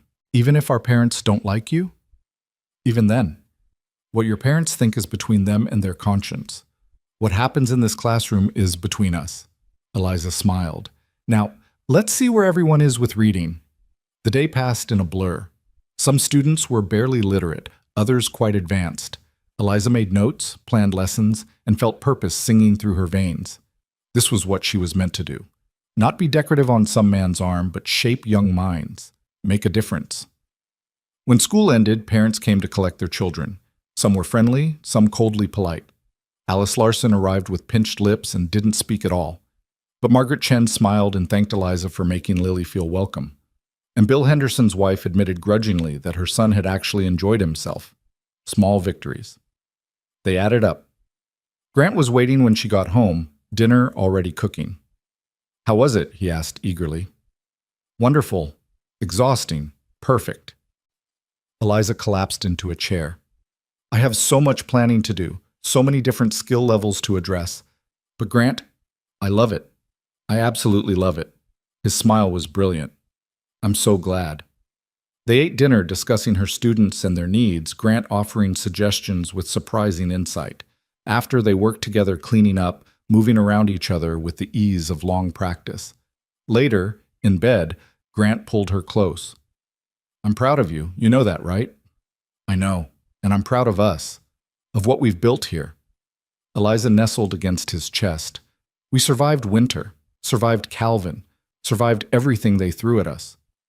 We did more than survive. We thrived." Grant pressed a kiss to her hair. "You know what the best part is?" "What?" "We chose this. You weren't sent here anymore. You chose to stay. I didn't have to be alone. I chose to open up. Every day we're choosing each other." It was true. The exile that had brought them together was long past. Now they were here by choice, building a life by choice, loving by choice. Eliza thought about the woman she'd been 10 months ago, broken, ashamed, convinced she was worthless. That woman would never recognize who she'd become. Strong, purposeful, loved, and loving. "Thank you," she whispered. "For what?" "For seeing me. For treating me like I mattered when everyone else said I didn't." Grant's arms tightened. "You've always mattered. I just helped you remember." Fall deepened into winter, but this time there was no fear in the cold. The ranch was secure, the house was warm, and they had each other. Eliza's students progressed rapidly under her teaching. Even the skeptical parents had to admit their children were learning.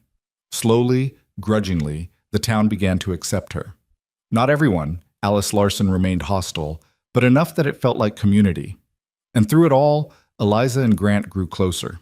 The careful boundaries of their early partnership dissolved into genuine intimacy. They laughed together, worked together, made plans for the future together. One snowy December evening, Eliza realized she was late. Very late. Her hands shook as she counted days, recounted, confirmed what her body was already telling her. She was pregnant. The news hit like lightning, terrifying and wonderful all at once.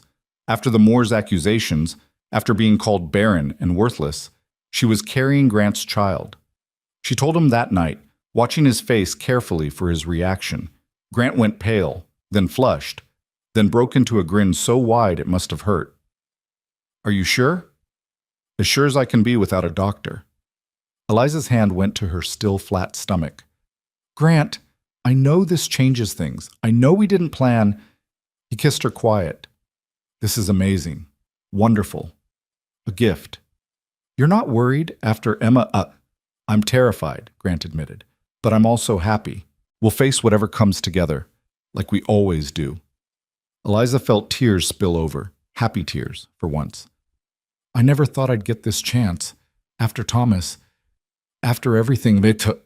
You deserve every happiness. Grant cupped her face tenderly. You're going to be an incredible mother.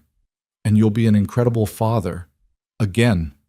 His expression flickered with old grief, but underneath was hope. New life growing from old loss. A chance to honor Emma's memory by loving another child. They told no one for months, wanting to keep the joy private and safe. But as Eliza's belly grew and her condition became obvious, the truth emerged.